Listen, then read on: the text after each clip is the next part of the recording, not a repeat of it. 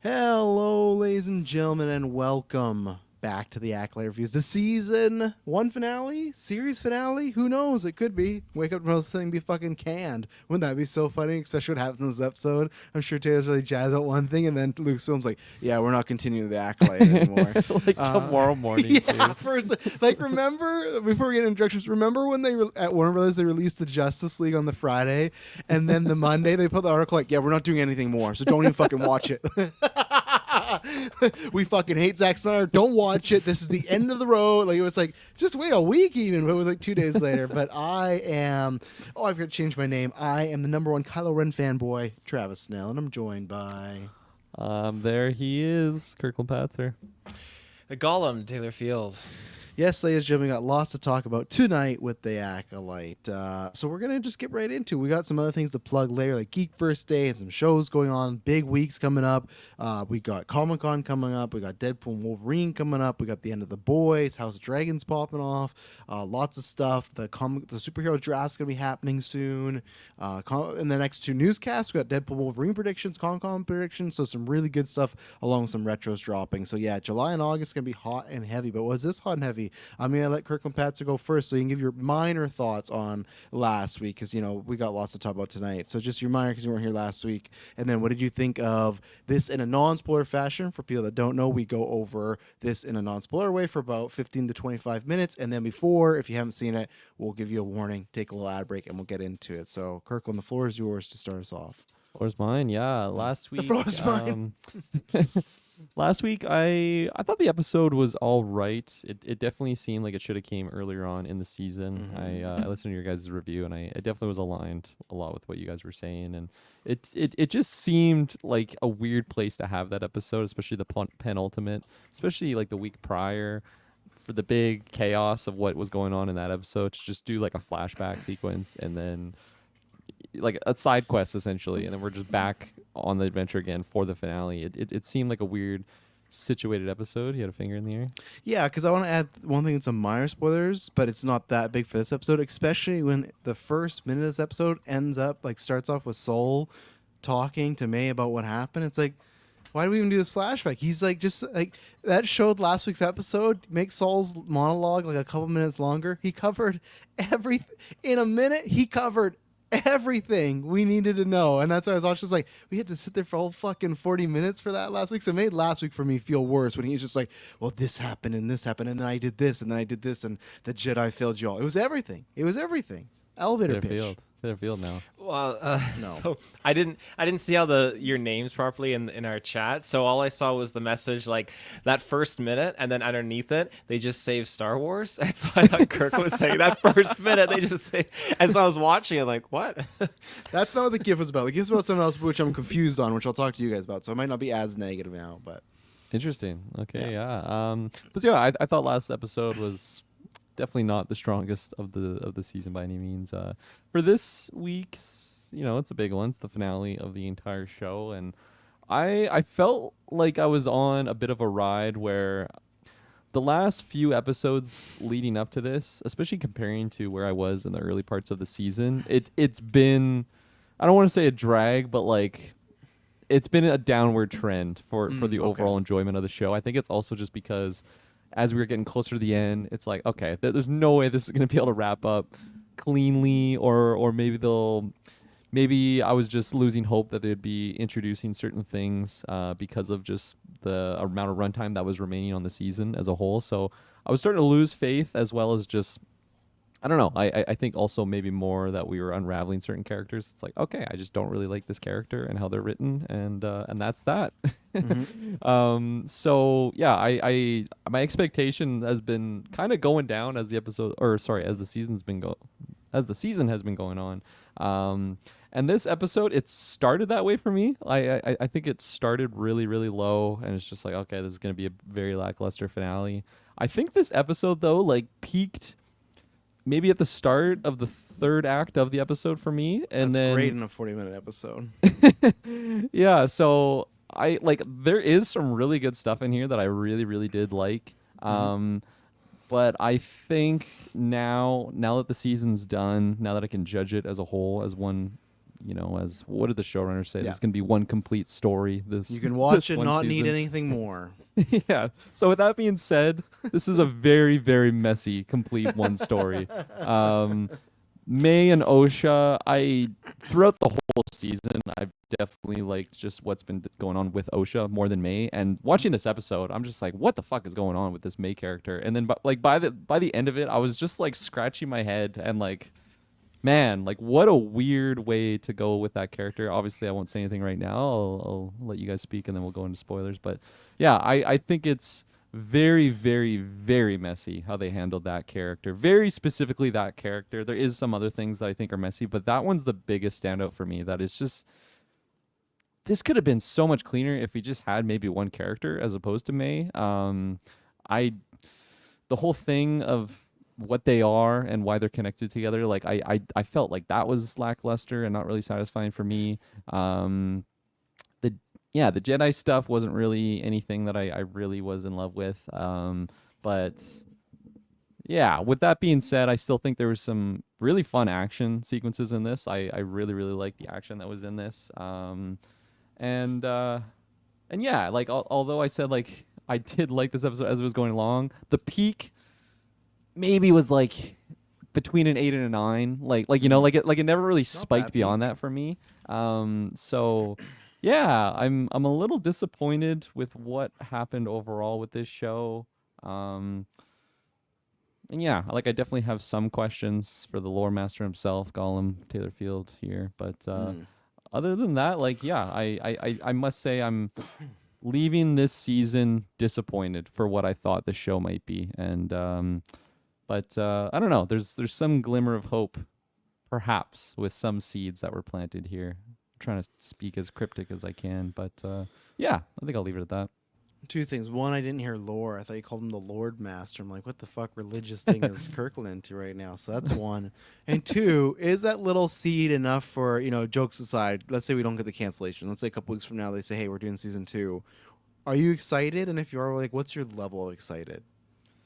Yeah, so like if it's interesting because like for one specific storyline, I am for excitement level 8 out of 10. That's pretty high, I think. That's that's like a solid B. I am intriguing.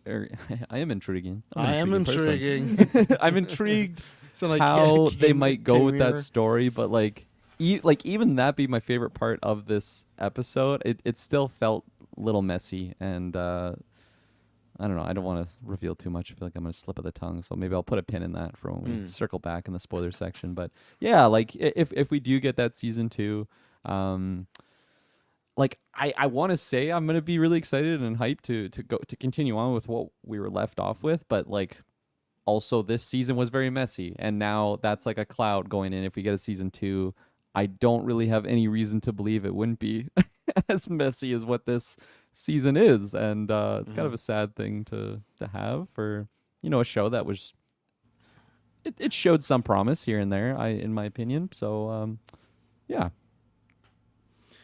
Yeah, I'll go because I'll leave the lore master for himself. We gotta get the lore master with the rate or the lore. What did you call him? Did you call him the lore master? The lore master. Yeah, lore master. We gotta get him to team with the rate master and see what happens there. So I think for me, Dark Phoenix. yeah, I think for me, the way I would symbolize this episode, or just put in a bow, if you give me, I'm doing my soul elevator pitch, is this to me was like the good.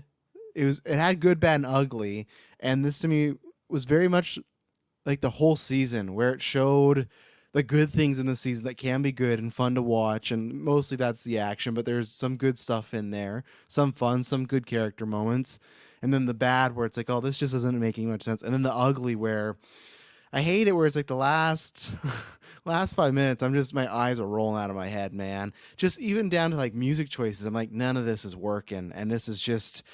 And I think there's a couple things in here that are good, but just I feel like it'd be like if you were in a sexless marriage and then you're like, I'm gonna leave my wife, I'm over this, and then she threw you some ass, like, okay, you know what, I'm pretty happy. And that's why I feel like this episode would do that, and the show would continue. Oh, Taylor didn't like already my negative reviews, he's out of here. But I just feel like it shows you something, like, oh, that could be exciting, but it's just again in we'll get to it, but with these writers, this was just such a messy show. I still don't have it ranked last for Star Wars. I still have this, I think, definitely above Boba Fett. And with Mando season 3, I'd have to think about it. I'd really it's maybe it's just like a dead neck tie for now. And the problem is I'll never rewatch either of them, so I'll never break that tie. I'll just be eternal tie, and I'll flip a coin next time we rank these things, you know. Maybe I will put Mandalorian 3 below, because you got Jack Black, and wow, Jack Black's kind of a piece of shit. Who would have thunk? It's almost like Travis been saying, you know, I don't know. You didn't hear about that, the whole Tenacious D No. thing? Maybe that's an after 9 conversation. Yeah. But he just Tell threw his me later. bandmate under the bus. So just do a Twitter search, and I just, you know, I don't know. But I'm never on Twitter. X, That's why I'm that's so what out of it the is. loop. Yeah, we'll talk another time. But yeah, that's where this episode felt very much like the season. Messy, great acting at times, poor acting at times, great action that doesn't make sense at times, things I like in Star Wars, things I don't love in Star Wars. It's kind of all over the map, and unfortunately I think it was I was liking the first half more than the second half, because the first half I wasn't like, oh, this is gonna save the season. I'm like, oh, this is a pretty good episode so far. I'm liking the pacing again. Like I said, I think now, much like episode 4 and 5 did to me with the first 3, this really made me feel like last week was unnecessary with some of the dialogue here, where we just kind of moved on, and it didn't feel like even Soul told her half the stuff. It just felt like he's like, I'm going to tell you, and the flashback was for us, and then when we got to the episode, he actually told her the situation, and it's odd pacing for everything, and I still don't think it's when you're talking about, I agree, where if this is how they wrap it all up and it's all okay, you can watch season X, Y, and Z, I would not feel fulfilled by this show, right? My best example is Dexter, where of course Dexter is one of my favorite shows, but if you watch season 1, there's a few things left hanging, but nothing where it's like, oh, I have to know what's going on. It's just Dexter meets the ice truck killer, and then he figures out that issue. And then the next season, there's seasons later on that get that way. Even Breaking Bad, there's some seasons like that. But that's where once you get in those 3 to 4 seasons, that's when you can have that, you know, luxury of kind of leaving these things. And I don't know where I am excitement wise, because there are some big things teased in here. I think my excitement would come with, we're doing a season 2 and we have new showrunner and new writers. That's where my excitement would come from, and see who the writers are, of course. I think with this team, it doesn't really matter, because I think we're just going to get, with all these big things they're showing, the same mess that we did, or that we got here, and that's the hard thing to get excited for. I can't get excited for scenes, because that's something I can YouTube. I can go, if I didn't watch Acolyte season 2 and says, oh, this is a great battle, well, I'll pull it up, watch 6 minutes, great. So yeah, like I said, a very mixed bag finale, a mixed bag season overall, and I think this is definitely a big disappointment in the Star Wars realm, when even in this finale you see things, and not the little like surprise things, like just storylines where you go, oh, almost if this would have been more focused on earlier and given more attention, instead of Basil again getting fucking 10 minutes of screen time. I'm exaggerating, but still, it's just like there's choices that were made, and I don't know whether it's the writers, if it's Filoni, if it's the showrunner with Headland, I don't know, but whoever it is, they really need to sit down and go, okay, what could we do? And I don't know if season 2 is guaranteed. It does say season 1 finale, but that doesn't mean anything. Shows get canceled all the time. So I hope for the people that like it, want the season 1 or another season, they get that, because I always want people to be happy.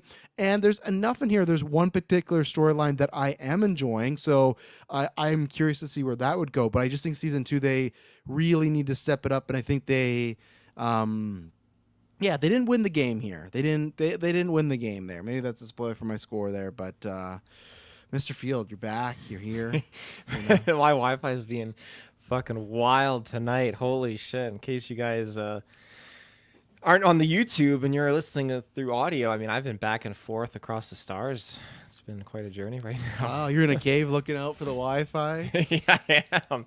Jesus Christ. So, where are we still on non-spoilers right now? No, we're done. So check us Yeah. out, GeekVerse.ca. Yeah. Oh my goodness. So this episode, I think in general, it had some things I wanted to see, and some other things that just felt like were kind of off the written map. And then all in all, it just felt like it did not capitalize on much of just what I needed answering. I feel like this whole season has really been very slow at setting things up and finally getting to where we are now, and it just is kind of it's kind of unfortunate that we're not, I don't know. And we're ending on such a big kind of, dare I say, cliffhanger. Like there's so much that's still left unexplained, and now it's just going to be shoved over into another maybe season or some kind of other context that we may or may not get. Yeah, like I hope so. That's very unfortunate. I thought you were going to be coming out of the gate swinging being really positive, you know. So well, as I said, like I'm over the moon on a couple things at this episode. One thing actually, mostly, but I do think though that this should have been our penultimate episode, and then the finale would have been like the be all end all. I got a better pitch. This should have been the middle of the season, in my opinion. Holy this should have been. Fuck. I'll wait till spoilers, but especially how they pitched us the show. If this was middle point, then I'd be like, okay, even the first few episodes, so I can see we're more Falling Jedi and stuff, but the ending of the show feels like, oh, that's the show you guys talked about in 2020 when you pitched what the Acolyte is, you know? So that's you, Oh, he's gone. You shocked him into a For people not audio, he's like wide-eyed in the photo, and he just cannot believe it. But oh man, that Wi-Fi is tough. So I like how he's always also, I must add, you know, I don't understand how you run on Wi-Fi, but he was saying, you know, he's usually giving you shit for being on Wi-Fi, and he's complaining about his Wi-Fi now. So what's up, Taylor Field? Are you not hardwired in? I am hardwired in. Oh, okay. Then why are you talking about your Wi-Fi? And I'm not hardwired in. I'm on a MacBook Pro right now. What is going on, sir? You know, but I feel like that happens in GeekVerse. We all, yeah. He told me to upgrade to this. I'm never doing that. No, don't upgrade. Continuing on spoiler thoughts before you get booted again. $100 off my bill. Oh, we'll get you a new modem. All that shit. 100 gigabytes off your Wi-Fi too. I've already signed the contract, and then the tech installing, it's like, oh, you should have gone to TELUS. That's way better for podcasting. Like, oh fuck. Christ. What were you saying though at the end before I died?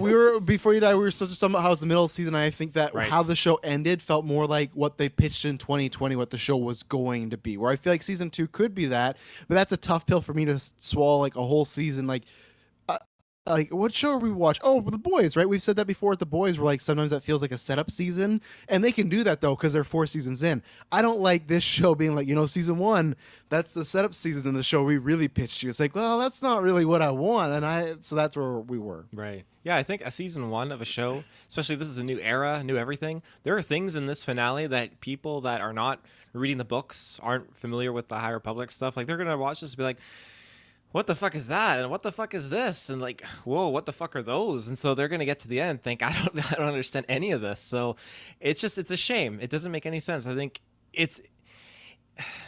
it's a lack again of story writing, and the whole season has been so convoluted and so messy. There's many highlights, and I think I'm absolutely on the more positive side of the fan base when it comes to the season. I think people are being overly harsh and critical for sure, but I will not defend it in the case of its storytelling and whatnot, because that's been pretty bad. And I think the actors and actresses, like some are okay, others are like, I love what they're doing. They're like giving it their all in some of these roles. I think it's great.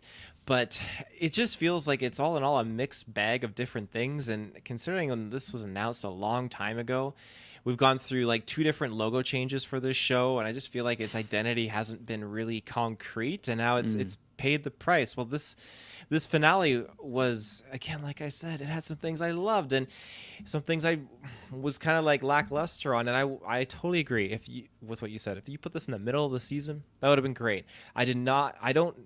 I'm happy to have more content in this era, but I don't need this to be ending the way it did, forcing us to have that second season that may never come. I hate when things like that happen. You don't think it was wrapped up in a bow as one season? No, because then you get something like Predators where they're on the planet and it's open-ended, or you get other shit like AVP Requiem, the second one, where it's open-ended. It's like, well, we're not doing another one of those. Like these bastards just do this shit. And they don't think about the fans, I feel like. So, yeah, it's just, it hurts. It does hurt. It hurts. Well, we're going to talk about how much it might hurt after the ad break, so we will be right back. And we're back. If you didn't like that ad break, head over to Patron. Get episodes. Every single episode's ad-free. You can get episodes early. You can get them exclusive. We do at least 2 a month. After 9, we'll be returning next month. That's our call-in show. We'll probably try and do 2 episodes. And then most importantly, GeekVerse.ca. You got like you got about 24 hours if you want to join the trivia. Join our phase 2 tier and higher. All the patrons, me and Dylan are leading teams, and we're gonna do trivia at 10 a.m. PST. But we're doing an 8-hour stream to celebrate our 9-year anniversary. If you want us to go longer, we'll have some stretch goals. If you want to stay on the air longer, you just gotta go over to Patreon and subscribe there, or up your tier, and we'll stay on. I think we're gonna have some Q&A stuff and ask us anything that's off limited. You know, if you want to talk about Jack Black, then that's the time to talk about it. Then, you know, all that good stuff. So, yeah. Thank you very much, everyone that tunes in. Everything you know is down below. I don't know where to start. I feel like, Taylor, you want to start in a certain place. I'm not sure if you just want to blow your load and go there first. I'm not sure if you want to build up to that. So I'll let you decide on that one. I'll let you want to say. blow your load, Kirkland? What do you Kirkland got? Oh, those finger loads. Is that what we're blowing right now? Sure. I was gonna let Taylor pick, but Kirkland just picked for you, Taylor. He So. tempted me. He's got the novel right there. I love it. That's a crisp looking novel too. I know, isn't that mint? Oh, Yeah. That is mint. My He gosh. stole it. Smells like When did Yu-Gi-Oh you cards, buy I'm that? sure. Just recently, right? No, I've had this for a while. Most of my good books I condition. get brand new. I keep them in mint Very condition. nice condition. And just don't let Madison get her hands on them. But yeah, She'll be so ripping Rip those pages out. Plagueis, switch us to fucking Rogers. Can't even watch my shows. So we'll get into what was going on. But Kymir and Osha decide they're going to leave and they're going to go find Soul, maybe May, whatever. We'll talk about them in a second. So as they're leaving, we get a little peek of the cave and we see some fingers and someone's peering out. We see a hood and then a little light shines on them. And it's what we would all presume to be Darth Just kidding. Viserys, man, out of nowhere. But we Sarah's Targaryen in the get him in cave. Star Wars, please. Get that actor. Oh in Star Wars. man, But he would Patty. Get him in he'd there. kill it. Maybe he can voice Place. But anyway, so we see a shadow, and it's revealed to hopefully be none other than Place. Well, hopefully that's debatable for me because that's where I'm a mixed bag because it's cool. We saw 2 big things in this show that have been canon and are not. Maybe there's more, and Taylor will tell me. But at least to me, 2 big things that are canon in books and everything, but have not been in live action. One of those things I like. One of those things I think is fucking stupid, and we'll get there. But we did see him. I think this was what we talked about last week where Leslie Headland says, oh, like if we have more seasons, you'll get to an explanation. So we'll see if we get there. I do think this is actually like an appropriate tease. It is one of these things where it's like you for the hardcores you better have I don't know, that's a divide, right? Because I think some hardcores don't really like the show as well either. So it's tough. I think it's a fine tease. I think there's more story hangups from like, oh, I wish there could be more of that. But I'm a mixed bag because it's cool to see live. It's a master we talk about a lot. You know, you guys have a lot of fanfare because I have that audiobook, so I bought it, so I'll probably be booting it up soon here. But for me, it's again what I talk about in the non-spoilers, where it's cool that you show me this, but it's also this team writing it. So it's like, am I just going to get the messy stuff with this character, Plagueis, that I got with the other stuff? And then it's going to be like, well, I wish they held off. That's why I'm hoping that a switch-up happens with writers or something, because it's I don't know, like I'm trying to think of like a good example like recently of a character that would come in and everything like that. I guess because it's like a 10-year anniversary a couple weeks ago. It's like, I love the Joker, but the way he was in the Suicide Squad, I couldn't enjoy that. I'm not saying Plagueis is going to have like Darkseid tattoo on his head, but it's just like a hard thing. Like the second, because it was 3 days ago, we had the 10-year anniversary. The second we saw a picture of Jared Leto, I was like, oh man, I don't know if I can get excited for this. Same thing as Plagueis. It's like, I want to be excited. I love the idea of that character and what it could lead to. We talked about like he could maybe be taking out Kymir and stuff, but it's like, in the hands of these writers, are we just going to be mad next season? Is Taylor going to be here bitching because they did X, Y, and Z with Plagueis? Like the way people are mad about Caddy Mundi, is Taylor going to, something's going to happen? That's what I don't know. So Most likely for me at least. I really like the Easter egg for what it was done in this season. I'm glad he didn't like just come out of that cave and just fuck up Master Soul or something, and then like I don't know, gets defeated by Vinestra, and then he has to go lick his wounds. Like it could have been worse, Yes, right? It could have been a big inclusion for like the big finale. But I really love the idea of just like, no, there is like a true master out there, like in the darkness that no one really knows about, other than I guess. Like what we're assuming Kymir is the only one that's really dealt with him, or do we not even know Maybe. that? We don't even know that, right? I think it Yeah. could be a 50-50 of he could have been an apprentice that broke away, or it could just be he's heard of him, or he has no idea at all. Because I Yeah. think you're reading the book. I referred to a couple weeks ago. I think they mentioned in the book that Plagueis, I don't know about Palpatine, but they know that there's other Sith users out there, right? And Plagueis, even I think he had like 7 people he's looking at. So it's going to even be that stage where he might just be looking at this guy, being Yeah. like, "Hey, would this guy be worthy as a power of 2 situation?" Right? So I really don't know. Yeah, Tenebris, when Plagueis kills Tenebris lets him know, like, hey, there are other people, like other Sith lineages out there, but they're not like. When he What? kills him, so like while he's dying, he lets him know. Hey man, Mhm. that's something. to Yeah. say. Really? So really, Place kills, like stabs him, and his dying words. No, are, no. So how he kills them in bullet points here, short notes. So basically, they're mining on Baldemnik, and basically they're looking for the Cortosis, and they find a gas pocket explodes, and so the 2 Sith have to flee, and so the master, I think he's caught like using the Force, holding some stuff up, Nice. the debris classing, and so Plagueis sees this opportunity and like brings the rocks down and crushes him. And so then he like approaches him as Tenebris is like choking out and bleeding out and dying, and Tenebris just kind of like commends him for doing what he didn't think he would be able to do, and then tells him like, okay, yeah, you're gonna be, You son they're of a gonna come bitch, you after you. got Yeah, me. you son of a bitch. He tells him basically they're gonna come after you. Now there are other dark side users out there, but Respect to Tenebris who gave him that information on the way out. Didn't have to. So 'cause this is the way you said. I'm like, that can't be it. But I guess that's it. He got that info while he's dying. So continue, Kirkland. Yeah. So continuing on. if he knows Chimera, you're talking about that yeah, relationship. and Yeah. like I like that we don't know that right now too. Like I feel like I don't know. I have some holdbacks with Chimera in general as just a character. I really like the performance, at least what the actor's been doing with the character. Keep shouting it out. Those arms with the Oh, yeah, man. when he's got like the cloak on with the helmet. I love that look, and yeah, that guy's pretty jacked. It's and tough. Every ready to time they kick do the ass. show, he's gonna have to be in like great shape now because we all see these arms. Like, well, you gotta be ready. It's It's like incentive, right? It's like to Hugh look Jackman good. every time. He's like Yeah. fucking like pumping away. That's gonna be the guy who plays Chimera. 100%. So yeah, I have some hesitations with the character in general, just with how he's written and kind of the way that he just carries himself. I don't know. It's tough because on one hand, it's a Sith unlike one I've ever seen before, and I just don't see him as like this true powerhouse as maybe he's supposed to be written out to be. Who's But that? on the sorry?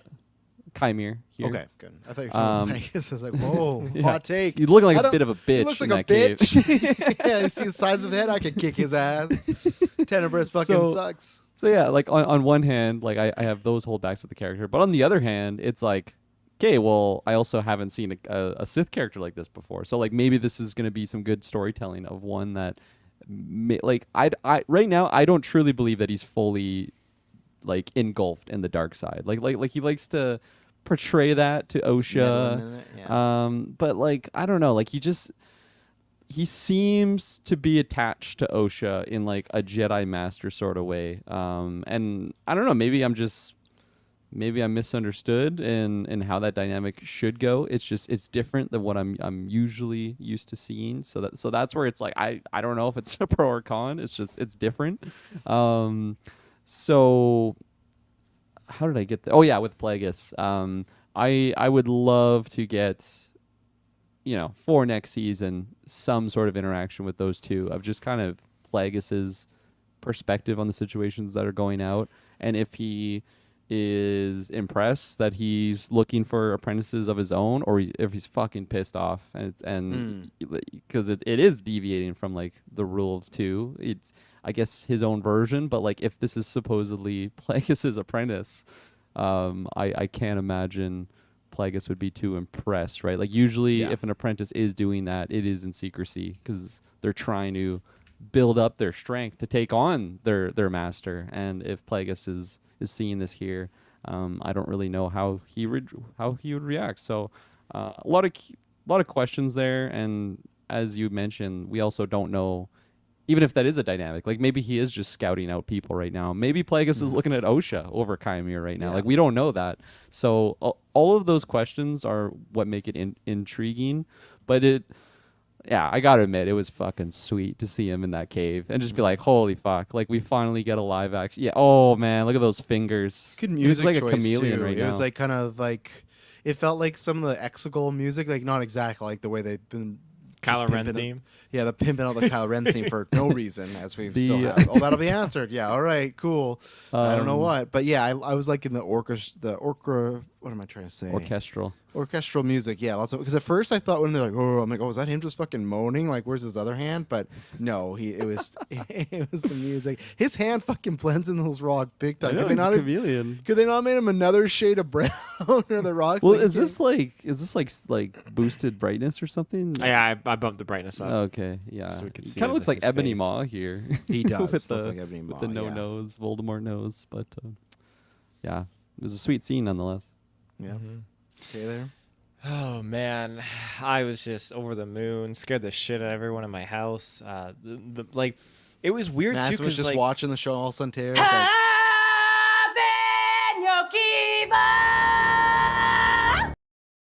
that's exactly it.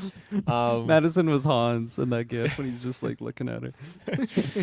It really caught me off guard because the two of them were leaving and then the scene just pans like to the cave with them in the distance and it started to feel dragged on. I was like, okay, what are they doing here? And yeah, then you see like the fucking Smeagol hand creeping on the rocks, like oh, and yeah, then it just shows Plagueis like, oh my god, it's fucking great. But any regular Joe Blow that's watching this show, they don't know who that is. They don't know what Munes Palpatine. are.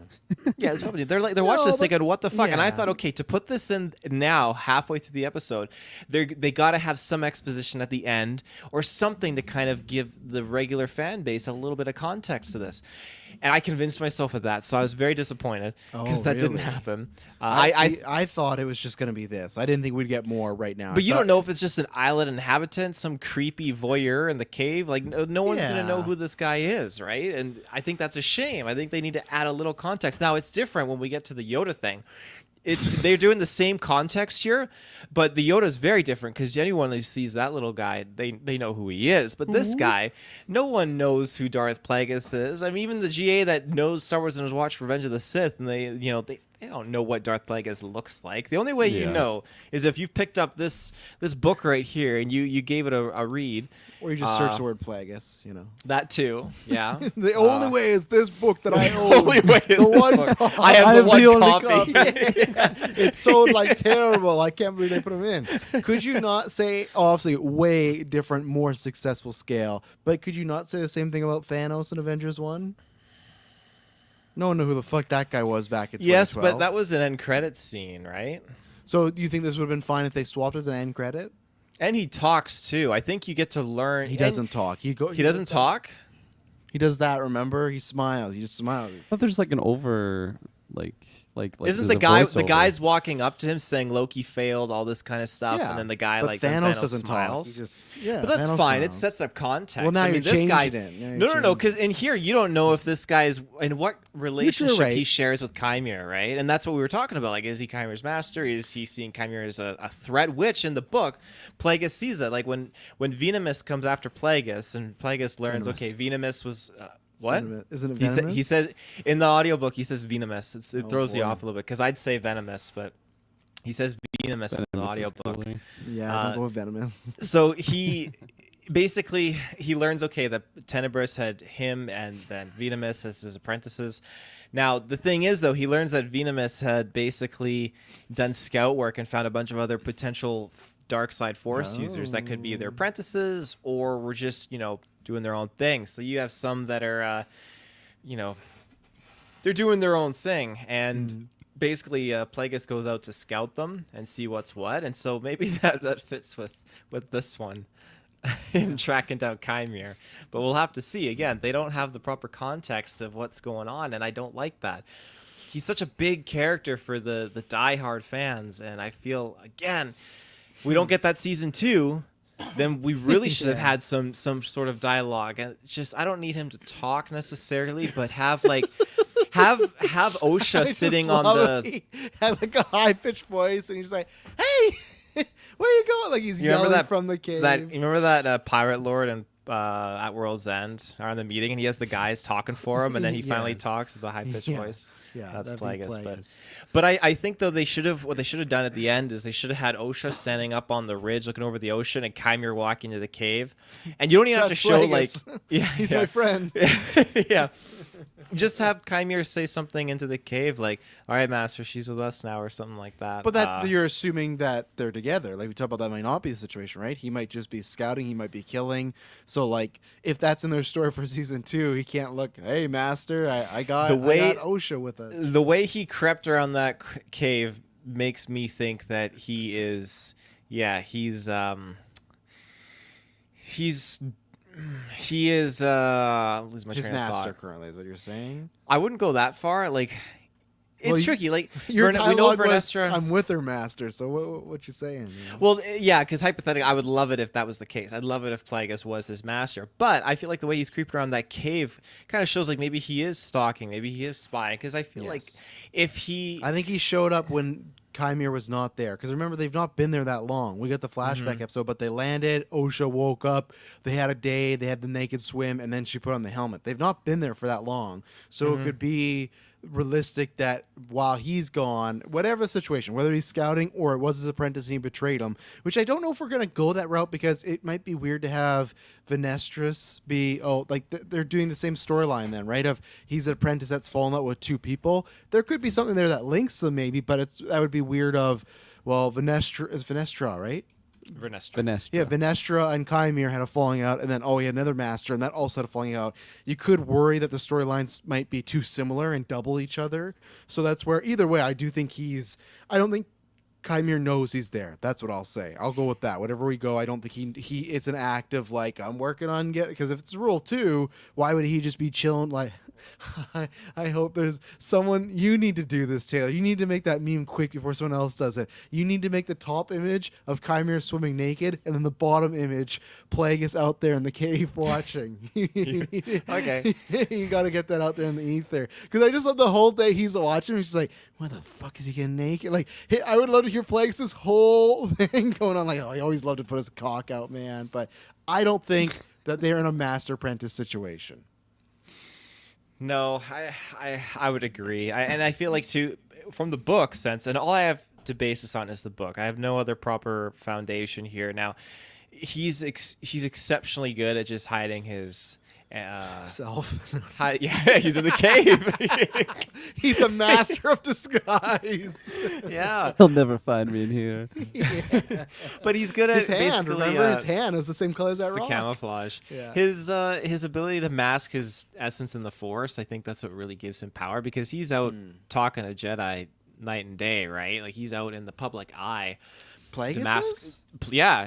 He In the books? in Or the book, books, right? Yeah. in the book, yeah. Basically, he runs Damask Holdings, so he's basically on the forefront talking to Jedi, and this is where Palpatine learns to be the kind of Okay. politician But he is. He's out in front, not as a Sith, though. To clarify that, right? Like, Whipping no one his saber out. yeah, just what's that on your holder? Oh, nothing there. But okay, so he's a different job. Like he's out in the public, but he he's represents Damask, man. the banking clan, basically, because that's Okay. what the Munes are all about, as we learn in like Attack of the Clones and whatnot. Nice. He's got that money. He's got the money, yeah.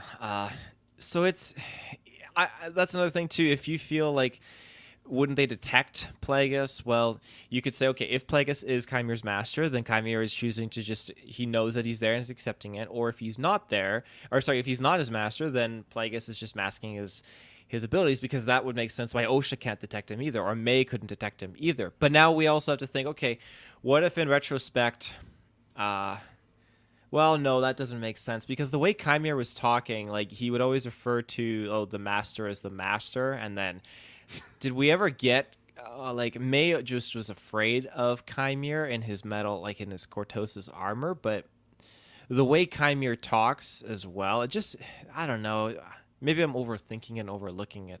I don't think you're. I think it's just that it's the May Osha Kymir thing. I think the Kymir and Osha part, that's the strongest, and that's clear of what their relationship is, right? He's a dark side user. She's starting to teeter the dark side. He's tempting her, and now he can train her. That we've seen that before, and not really much in movies, like we talked about before. It always happens at the end point, but we've seen that 101 in video games and books, right? Of okay, he's the guy like shaking the shiny toy. I think the problem with May is I still like. She had such a weird relationship with Kymir where when we first met them, it felt like they were partners, to then it seemed like she was scared of him, to this episode when he shows up, like, she does, like, at the end when that yellow tree, she doesn't even, like, react to Kymir. Like, not even, like, a step back, like, worried. It's just like, hey, dude, what's up? Like, like, much like May, like, we talked about every 3 episodes, she changed the directory which she was going. So it's hard to talk about May and Kymir's relationship because just like May and Osha, it's all over the place. Like this episode, again, they're fighting to the death and then they're running away together, holding hands. It's like, what? Like, none of this is justified. So I think it's hard to talk about, like, Kymir's relationship with May and, like, a way how it would pertain to Plagueis because we didn't get enough of it. I wish we got more of that, but I think they were so obsessed with like trying to do a reveal with Kymir. I wish that reveal just happened like the end of episode 1 and then just go. Again, same thing. Put everything. Do episode 1 as a pilot and episode 5 is like episode 2 where Kymir's out there just destroying everybody because I just feel we've not a waste of time, but I feel like the twins were kind of a waste of time. In my opinion, I guess just the writing sense of it. But yeah. Before we go on, John threw out that maybe Plagueis will kill Kymir and take Osha as his apprentice. Maybe, but I don't. If that happens, I'd want if the show continues more near the end game because I think Kymir is the most interesting part of the show. So for me, if you kill off him, maybe Plagueis could become more interesting. But I'm just saying what we have now, the players, my interest drops greatly if Kymir bites it. In a kind of just move like if he's just there to be a stepping stone to us to get to Plagueis, like kind of like Darth Maul and Phantom Menace. I don't want that. I'd like Kymir, even if it's like Plagueis does kill him, but he survives again, like a Dark Scion situation, something like that. So, for Kymir, I don't know. It's probably just with what's been shown so far, but as I was saying in the spoiler-free section, like because this is such a different version of a air quote Sith master that I've seen in the past. I'm intrigued just for story-wise reasons, but for what breadcrumbs they laid out for him right now, that okay, he's just like a former apprentice of Venestra. She did something sketchy, and then that's kind of what pushed him away. Like, I just feel like that's every Fall to the Dark Side story that they've done so far in live action, more or less. Might be hyperbolizing, but it just seems like been there, done that. I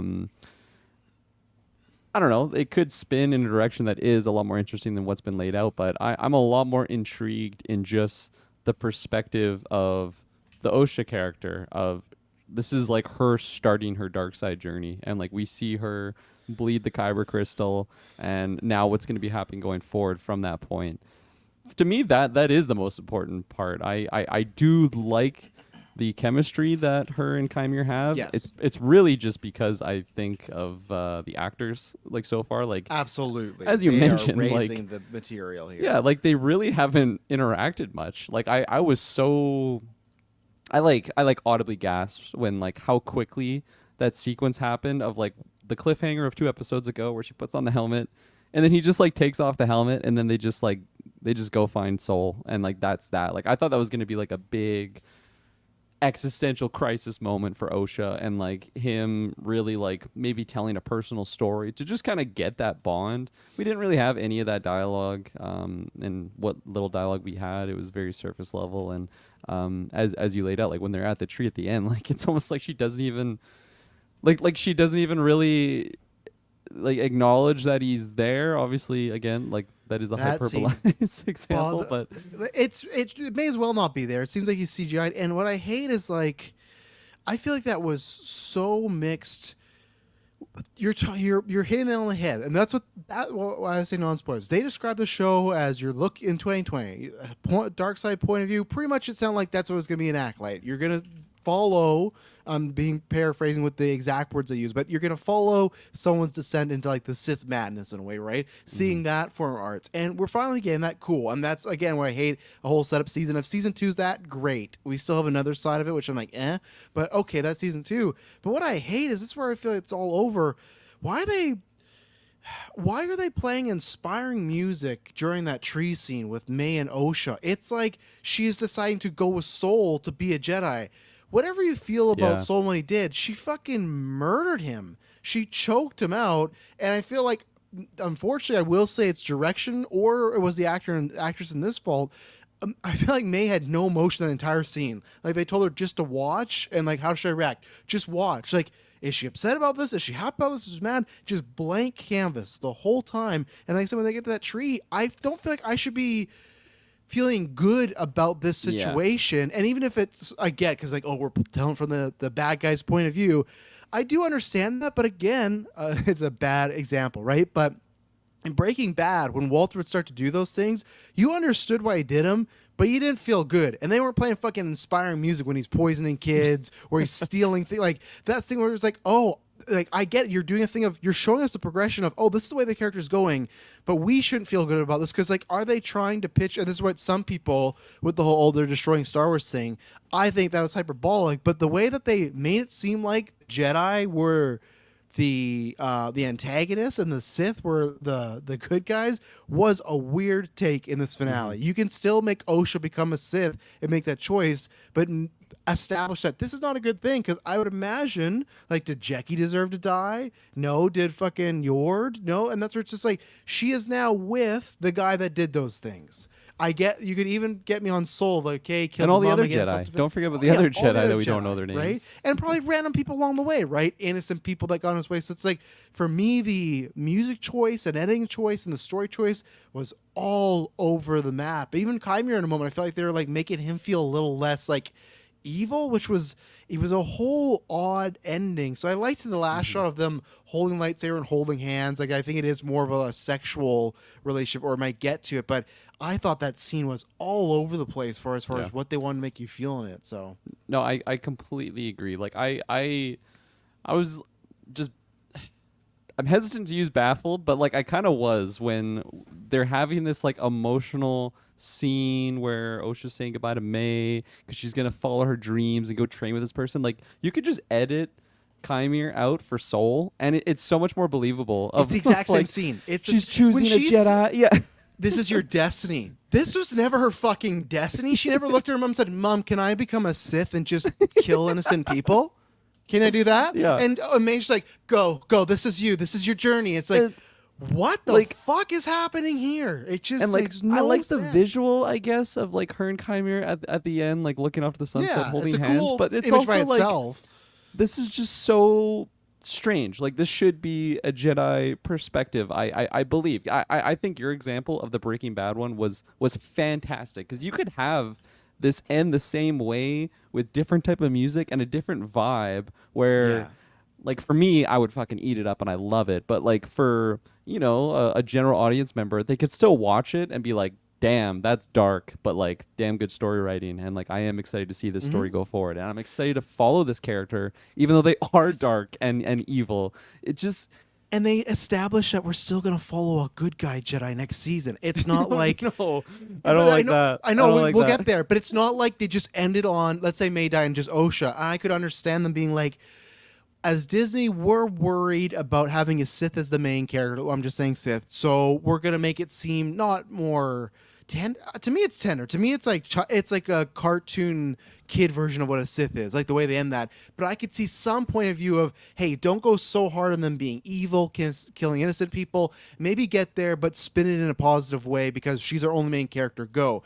But they set us up with light side Jedi again. What May's going to be doing in Vanestra. So it's just like, I imagine it'll be two leads again, and there's the dark side and the light side. So it's odd that why they kind of like, to me, they made the Sith like very watered down. That whole what it means to be a Sith, what it becomes to be a Sith. Because I thought the setup with her was great. I hate the bleeding lightsabers. Me and Tara have talked about this to death. I think it's a weird, kooky Harry Potter like of your soul's tie lightsaber. No, I don't. It's all lame stuff. That's a personal opinion. But whatever, it's canon now. Well, yeah, it's not George's canon, so it's Disney's It canon. wasn't a George creation. Yeah, It was, so I don't count it for me, but for Disney, sure, we're playing the Disney sandbox, right? I think that was great. Of Soul's talking, all of a sudden he's choking. You see, and I don't like her being able to choke right away, but I'm throwing it all aside. She does that. You can see her getting mad, and to me, her emotion in that scene did not fit the rest of her actions throughout the way of her and Osha, like all that anger. It's like if Anakin killed Mace Windu, and he is emotional, right? But the second he gets knighted, he's killing the kids, he's going through, like, he's angry and he's still crying, but it just would have felt like he did that and then he went right back to being Anakin Skywalker. So it felt like they gave her this big moment of, oh, she's turning, and not really. She's still the same character, but now she's using a red lightsaber. It's like, oh, well, that's disappointing. Cool. So my counter to that is her. I didn't ask for one. Don't give me this. Her reasoning for basically joining Chimera was that Chimera was still going to kill his sister or kill her sister no matter what. That was his plan. That's why he was going He didn't there. say that though. No, that's what the whole thing was. Like he was But why? following her to get to May because that was his failed apprentice, right? That was his target, and so he wanted to kill her, and that's why she's like, if you let her live, I'll let you train me, and that was the deal. That's it. So Kyra's like, okay, I'll wipe her memory, and there you go. Yeah, I can be with you on that one. I didn't So- complain about that, but I can be with you there. Well, you're complaining about the theme, right? The music that she had, trying to justify her actions, I guess. Well, yeah, after but all I that don't. killing. But yeah, why is it like really inspiring music for someone turning into a Sith? Well, the moment that they're at the tree, I think it was supposed to be lighthearted and like. But the second You know. Chimera walks up, that should shift. It should not be that music. It should. Like, imagine I Last agree. Jedi when Kylo Ren's trying to get Rey and use that music there.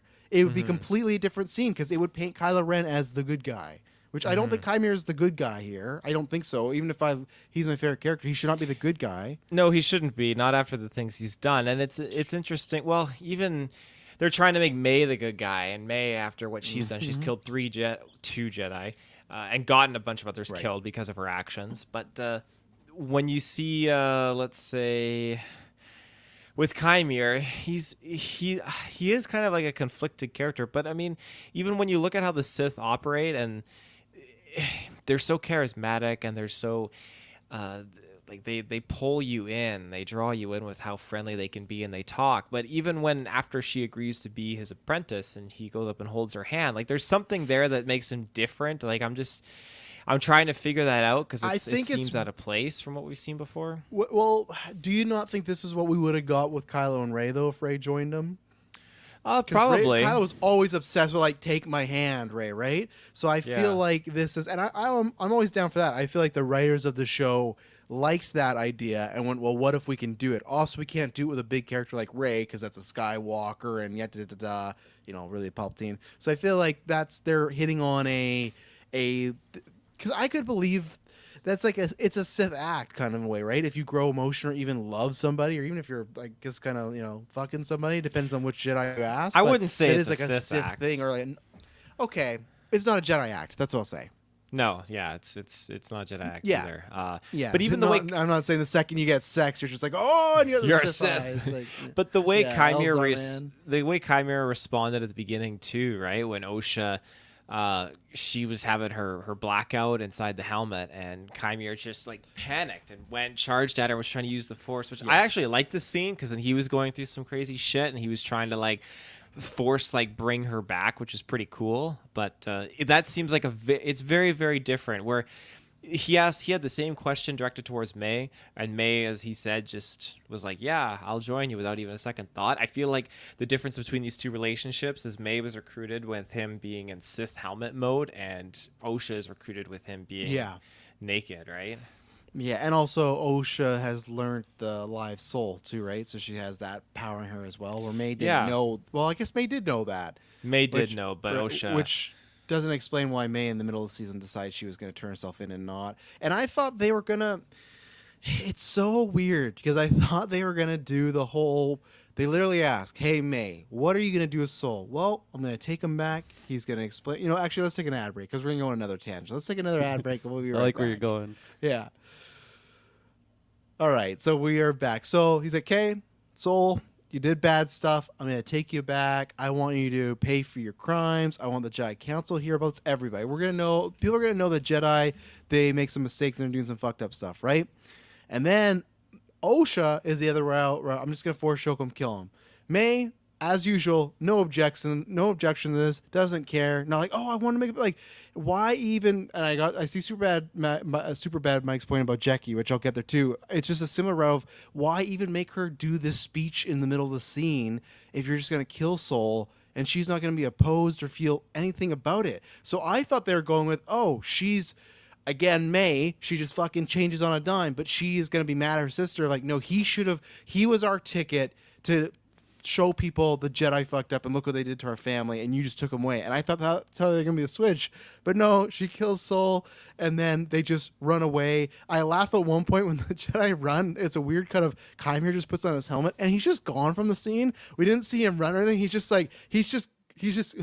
left. It's just like, because they're just like, you? And he's like, yeah, the twist is like where he's going. So again, May, it's just like, this character is, I will put it against any other mainstream Star Wars character, like one of the most poorly written all over. Because why even make her say that? I don't understand it. I can't understand. I completely agree with you. I thought it was gonna lead to some confrontation between May and Osha.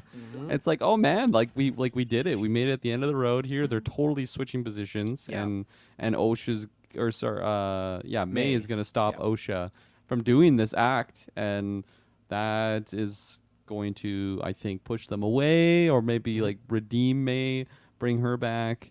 I still thought there was no way Master Soul was making it through this season, though. I thought for sure he was doomed. And they pinned it on him, those bastards. I know, dude. Those slimy little Jedi. Like, fuck those bastards.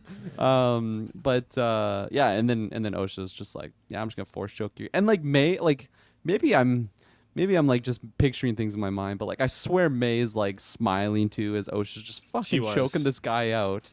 And who she was one to take in.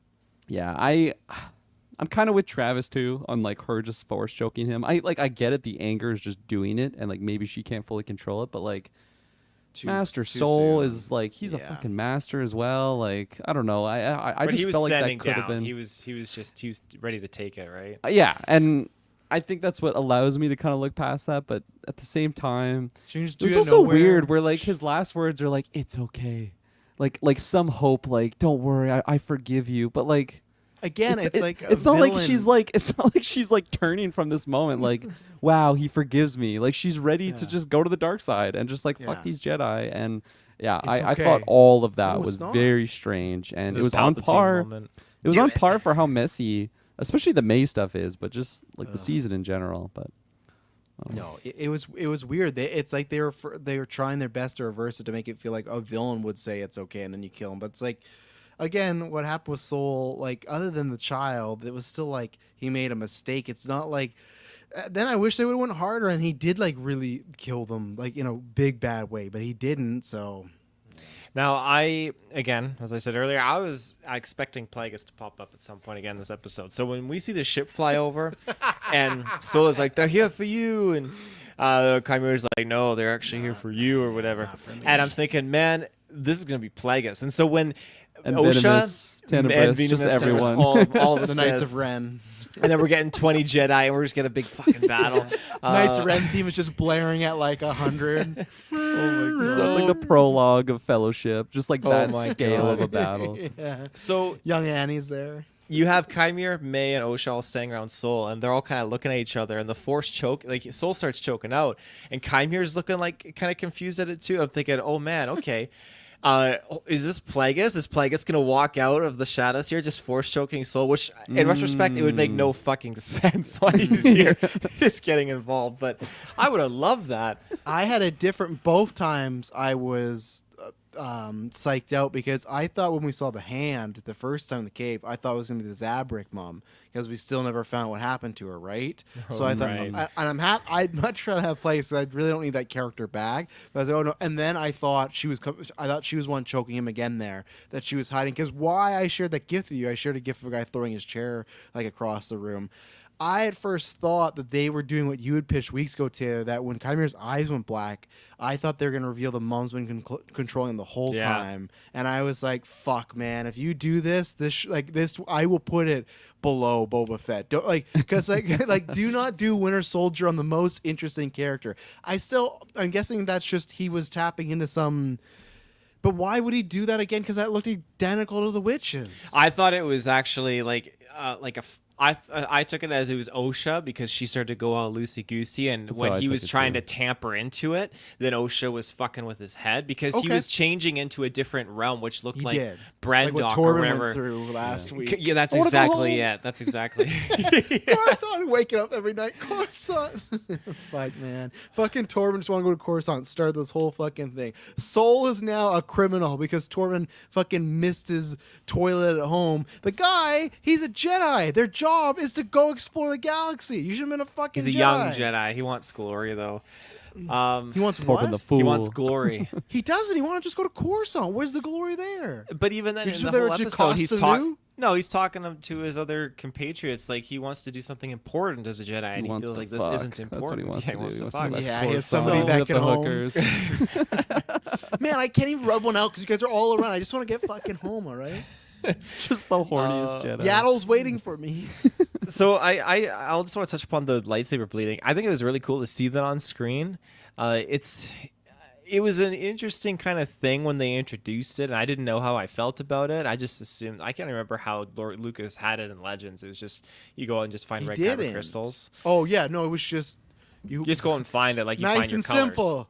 Yeah, Jedi nice and have this simple, color. but- I thought If they you're were like Sith- artificial kyber crystals initially, like they were made as opposed to like natural ones. Unless I don't know, maybe that's another legend story or something. Maybe I have no idea. I Like think a it might have been synthetic Legends crystal. within a Legends. Like I feel like that was Yeah. Legends, and then Disney brought up this thing, which every time I hear about bleeding a crystal, you know, Are you fucking kidding me? the most hokey, lame shit ever in my their opinion. But their MO with it, if in case the listeners aren't familiar, is that God. crystals are basically through the Force. They're living. They're able to tap into that as a Jedi, and so when you are fucking pissed and angry and just letting out all your hatred, you're bleeding a kyber crystal, and so that's Which- why it turns red. I fucking hate because Osha in this moment, one moment killing Soul and then having hugs and I'm gonna go fuck this Chimera guy, whatever. Her instantly, which is cool. It's a cool shot. I like the shot of the crystal turning, despite me not liking it. Instantly turns red. Why does Anakin Skywalker's lightsaber not turn it all once he fucking kills Mace Windu? All those Jedi, all those fucking kids. The second he chokes Padme, that's why there's flaws with this, and it's fucking stupid. I will stand by all the time. Anakin's lightsaber should be red as the devil's dick after Revenge of the Sith, but it is blue to the very end of that fucking movie. God Well, he damn. We've just- talked he about this doesn't- before, but it's so stupid. He doesn't It's make so it bleed, dumb. right? He doesn't like. There was a moment here where Get at it. She didn't mean to. She's like, bleed, bleed. Like, she didn't know what that fucking means. There's been a Sith in a millennia, says Caddy Mundy. Bleeding a lightsaber. I mean, in the long run, you can't just have Obi-Wan be like, Luke, this is your father's lightsaber. Turns on it's a red blade. That sends some mixed messages. What happened to my father? Oh, never mind. Yeah, but that's why, again, I tell you, I don't like when they fuck with George's shit, even though George Yeah. has some bad shit. That's a big, because there's nothing to explain why Anakin's lightsaber. It should be super red in Revenge of Sith. It makes no sense. How No, many I people he agree. In killed? retrospect, it should have been when And as soon as Osha's he- just mad, and it's fucked, you know. dumb. yeah. That's the issue when you add new things, right? Especially in a prequel type setting, right? Like this is based, I guess it's not a direct prequel to those series, but like still this is based It beforehand. is, yeah. So yeah, like it just doesn't line up there, and like That's I what you just do in looked the it up too, sequel and then it movies. says like Vader bled a kyber crystal to get like his actual Yes. like saber. It's like It's like a I'm sure what he project. did at the Jedi Temple was like a million times more evil than what the fuck he did there. And as you laid out earlier, Travis, like it was pure hate. Like that's why he did those things and Yes. anger.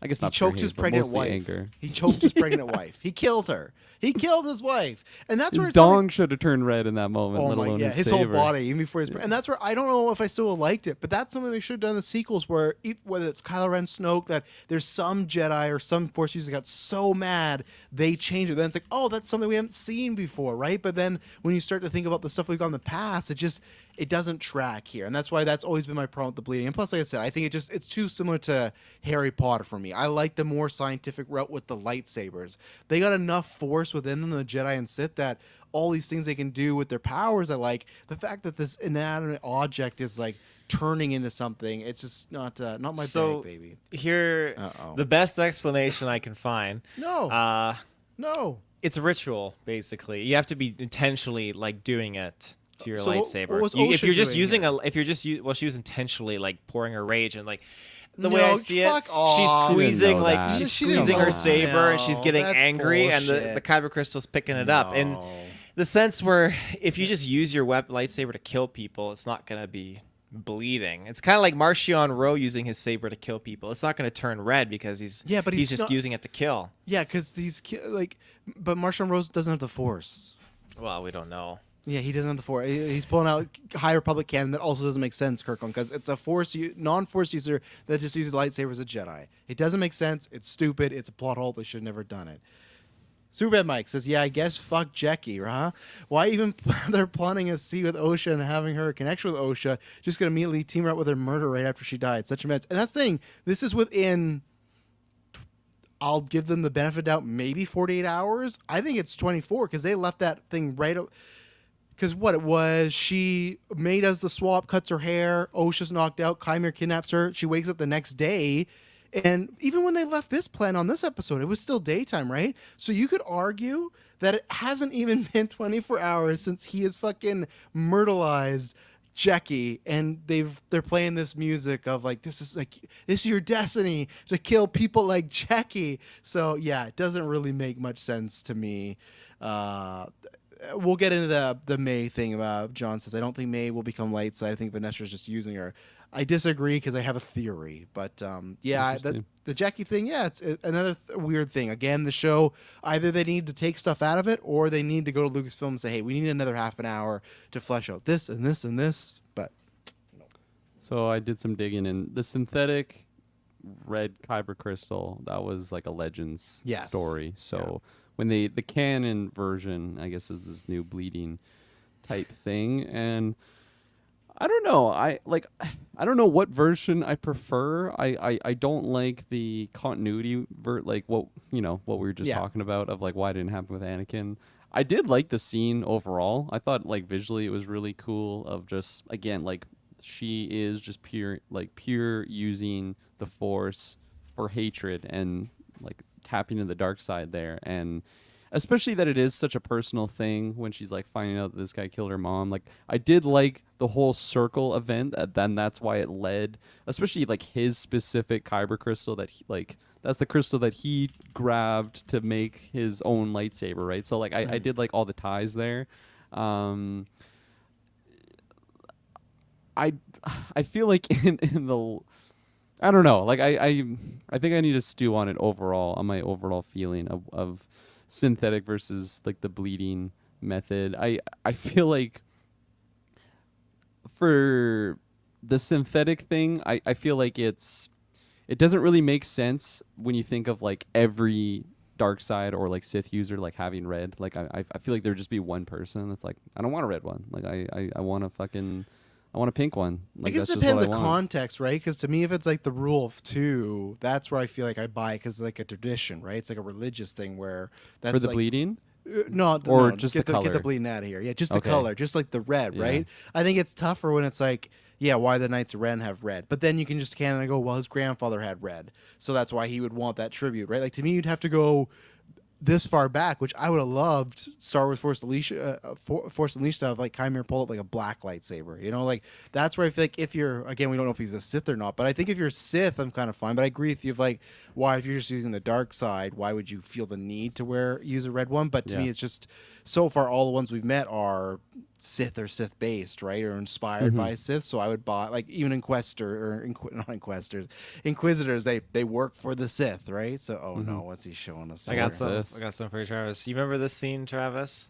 Is What's that this porn you're showing us? Yeah, from Star Wars canon. What are you gonna pull off here? Dagan Gara, remember what he's doing? It's like a ritual. He's freaking out, and as he's freaking out, just like Osha was, he's Yeah, I turning don't his like yellow it. crystal red, right? Yeah, Anakin didn't have time to do this though, right? So I think that's just Oh, with Osha, I would give it to you if Osha had it out, but she's literally just holding it, and she has no cognate sense of what's going on. There is no way you can tell me that she is actively thinking, "I'm turning this lightsaber red." There's no way. She's just thinking about Soul in that moment. moment. So that does not track there at all. She did not pull it out of her lightsaber and play around them, put it back. They have a scene of her literally holding on to it. You're stretching like the show was stretching. And you know it. That's not the same. You're like, look at this clip. That's the same. And it's not. It's a guy like performing surgery on his lightsaber. I think You're caught. to each his own. To each his own. No. Did he pull?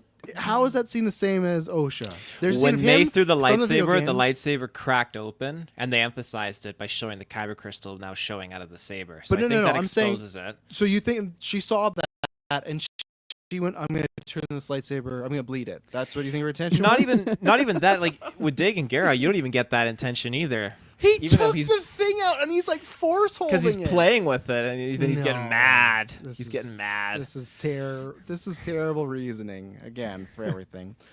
So May, yeah, we talked about fucking May. We'll get to Soul and Vanestra too in a second, but May, so they my wife her mind, and I love that Chimera's like, I think I could do it. Took him 2 seconds. Like he wasn't that like for something he was like He's done it concerned- Yeah. before. Yeah, just like oh That and I was just- like Obi-Wan, like with the stormtrooper, who's like a simple-minded person. Yes. Right. Like This this is is like I feel erasing like their mind. May, I feel like May is a lot more mentally there than just a Complex. clone stormtrooper.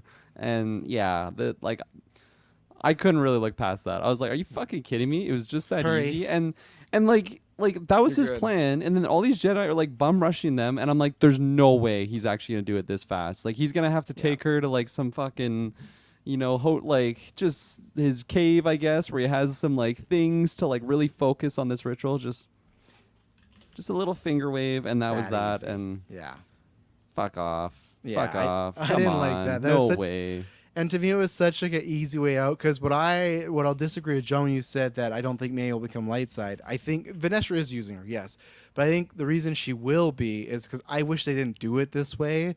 But I think they're doing Darth Revan with her in a sense, where she's gonna train. She has no idea that she killed these Jedi, and then I'm not saying she's become Darth Revan, but that same storyline, right? Of you start good, you've very little memory, and then boom, stuff pops up. But then, as it depends how you play the game, right? But if you play the game, the light side is yes, I used to be a Sith, but I've seen my ways. Even if it took amnesia, I've seen my ways. I can't go back to doing that. So to me, that was a super easy and lame way to do it.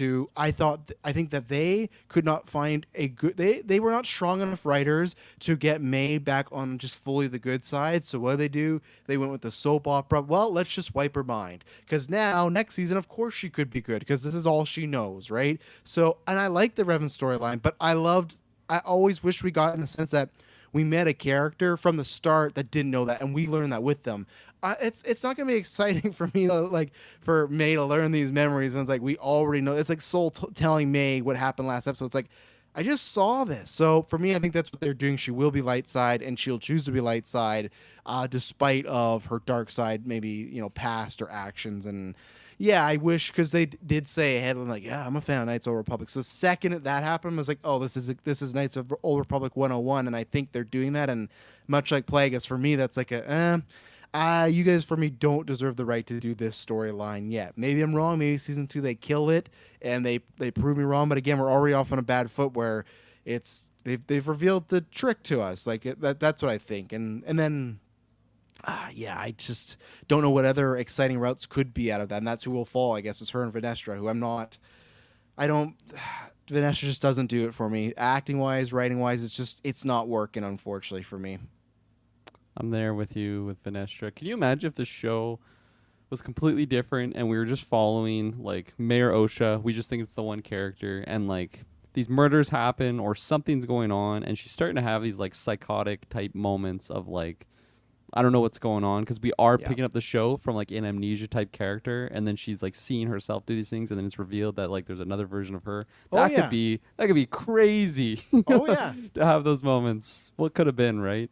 But yeah, no, I don't trust them to do that story, especially that it is so near and dear to like all of our hearts. Like we love that story. We love the character of Revan and the side characters that are introduced on that adventure. And I think that story is really intriguing, like especially the Revan amnesia story. Like it's so intriguing without it even being a video game and like going through that experience as a player, like it's just a really fascinating type concept for what we've seen already with Star Wars. And it's complex as well, right? Of a character that maybe was aligned in a certain avenue and then switched or maybe didn't. I guess it depends on a playthrough, but it's complex in a sense of I don't trust this team to do anything basic, let alone What a let pitch. alone complex. Yeah. And like that might sound harsh, especially like I don't think I'm gonna fail this show. Like it is very messy, but I just I want them to keep it kind of basic for where we're leaving off right now. I don't want them to overcomplicate it. Just have Chimere and Osha, and I imagine they would do Venestra and May. some sort of like some sort of time skip. I think that would be I think so, appropriate yeah. for next season. Of not like a big one, but definitely she's gotten To some the reps Phantom in. Menace. You're meeting Qui-Gon and Obi-Wan and everything. He's just dead. She just died in between season 1 and season 2. They jumped to everything. We just jumped to Plagueis and Palpatine. Like they don't even show anything that went down. Like, yeah, I killed those guys. Wasn't that crazy? Yeah, it was weird. Let me tell you about the time I saw these two when I was lurking in a cave. Yeah, I saw her bleed her lightsaber. I couldn't fucking believe it. Bleeding the lightsaber? What? Oh, there you go. There's a nice Plagueis. Yeah, that's great. Plagueis watching Chimere just stripped down, man. That's great. I'll put that on. Send that to me. I'll use that for the review. Well, I can't. I don't want to spoil for people. But Bring that image up again one more time. So Venestra, I'm assuming, is the one that fucking whipped him. yes, And then that's like a Pirates of the Caribbean thing. 10 lashings. yeah. I mean, It's you see either those me or him claws, that did it, those yeah. claws Plagueis has. I mean, clawed his back up. They're Scratch boning. my he's back, just- I'll scratch yours. They're boning. taking him from behind and just Yeah, Chimere's like, scratch me. He's a big pain tolerant guy, and just Plagueis like, wouldn't that be something? Plagueis isn't in there for the Force. He's just jealous of fucking Osha. He's like, that's my man. But, that's What a about you? story I've never seen before in Star Wars. I'm Yeah. open to it. Taylor, what do you think is going to be happening with May next year? Do you think we're getting, or if we get a season 2, do you think we're going to be getting the Yes. Revan-esque storyline? You think I so? think so. I really God do. damn it. I think I wish that Vernestra was being handled a little bit better as a character, because they've touched upon her a little bit in the High Republic books that you and I have read, and I totally forgot that she's Stellan's former apprentice, and also too because Stellan was like best friends with Stellan's Avar first Chris. name? Skarsgård. Full name, sorry? Stellan Geos, I think, is his full name. So he Oh, I was can't friends with remember, Avar yeah. Chris and Yeah. who's Alzar Man. Man. Yeah, so they were like the trio of besties, right? Yes. So we also learned too that like Vernestra had a huge hand in the Nihil stuff too. She was trapped in the occlusion zone and she gets out of there and all that kind of stuff. So there's a lot with this character that I wish was done a little bit better, but she's not even a member of the High Council, and this show was weird in its writing because it seems to kind of keep the High Council as like these deities where, okay, you have Yeah. I know I'm sidetracking from May a little bit, but I'll get back to her there. So you have the Chancellor, which is very cool to see the political side of this. The Chancellor and a bunch of senators doing an inquiry against the Jedi here, basically saying, okay, now we want to do a full investigation on the Jedi. And I like that exposition of the senator saying, what happens if one of you guys goes bad, and like who's going to be there to like protect people, yada yada yada, like you guys have too much power and you're sugarcoating it as being monks or religion and so forth. And I liked all that. I thought it was great, but I don't like how Vernestra is basically leading the charge on this. If the Chancellor and the senator have grievance and want to do an inquiry, Vernestra isn't representing the whole of the Jedi Order. I don't know was why she odd. is. It should have been Yoda in that chair, like talking like, Or like just anybody on the, The council. budget. That's why Any- he wasn't there, right? Yeah, that's why we only got his Yeah. head. They're like, we got a puppet of his head, but yeah, like I feel like it should be somebody else other than her. But I guess maybe you could tie it into they're more grilling her about what happened with Soul, I guess. So they're just also happening to mention that they're going to investigate. So maybe she's not there as the head appointment person, but it was odd because like in the Phantom Menace, it's like, not saying you just walk up, but like you can, even in the books, like you can schedule like a meeting and then go see him. You know, it's not like they never did once. And yeah, for me, it's also just weird where I don't like fault. Like she's the good guy character, I guess, and we're supposed to fault. Like I like Soul to me is the character I think we all liked. Like I like Kymir, but I put them kind of same level. But Soul was okay. He did some things, but no, he didn't actively go in there and kill the witches. One was self-defense and one was, again, I thought it was a weak reasoning, but still he couldn't hold both girls, right? So both of them were like accidental. He didn't on purpose like take May and like, sorry May, and throw her down. He didn't just behead Mother Anissa in front of everybody. They were all mistakes. So for me, for her to frame him, which I can't remember who it was, someone in our chat a couple weeks ago said that, and I was like, I don't think we're going that route. They were completely right and I was wrong there. But for her to do like all this shady stuff and saying he pretty much like committed suicide and everything, it's like they want me to invest in that character of who I want to follow with May, and I'm not like I'm not invested. It feels like like it's fine if we're following the villain, and that's like if she was a villain and she's done these things covering herself up, but she's supposed to be one of the heroes of the story I'm rooting for, and I'm supposed to want to follow her after what she did with Soul. It's like, I don't know. And again, like what it comes back to with the Caddy Money thing and what did the Jedi know, it's just odd to, for me and what I felt, I get that people always go, oh, well, they were always keeping secrets and they didn't want to know, but just such a big cover up for something that could be, especially after she had the vision or like she felt her old apprentice there. It's like, you're being like, this is, I guess we'll see what happens with Yoda, but I feel like that's going to be, which, yeah, we haven't talked about that, but Yoda, that's like, it's not an end credit, but it's kind of an end credit, show ends, phase of black, and then she walks through a door and says, I need to talk to you, some important master.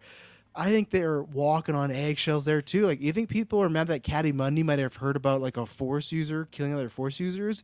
If Yoda, this whole time, like, it's I think there's a line, and this is my last point because I can see Kirk going over there, he's stirring around. There's a line between making the Jedi blind and make some mistakes and egotistical to they are almost just doing a full and cover up job and they're like the villains. Like, to me in Phantom Menace, they are idiots and their downfall is their fault, but to make it this point where it's like, yeah, there's been multiple times where maybe the Sith popped up but we were just like shouting, it's like or putting in shadows. That I don't like. I think that just messes with Phantom Menace too much for me. And I'd have to see what they do, but that's where it's interesting with Vernestra because she doesn't say or and it's going to be very interesting to see how this goes because all she knows is that her apprentice turned to the dark side or fell to the dark side. Now Sith, again, I know you see if you turn to the dark side, you're user. a Sith. Absolutely a dark side user, but we see here too noting. that it is worth noting. Absolutely.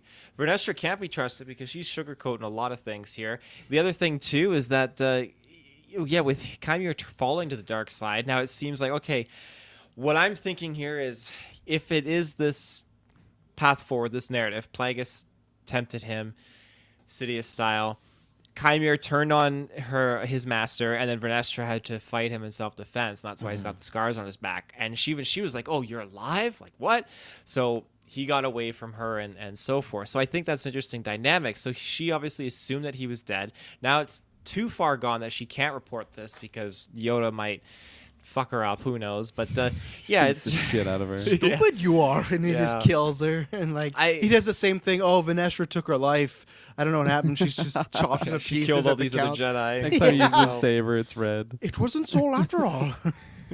So I just think that she's just so far down the rabbit hole, and it's this is what's really gonna do it for so many Jedi. But yeah, she's it's interesting to see how this is gonna move forward because Kymir proclaims himself to be a Sith. That's how the Jedi would approach him. But she doesn't know he's a Sith. No one knows he's a Sith.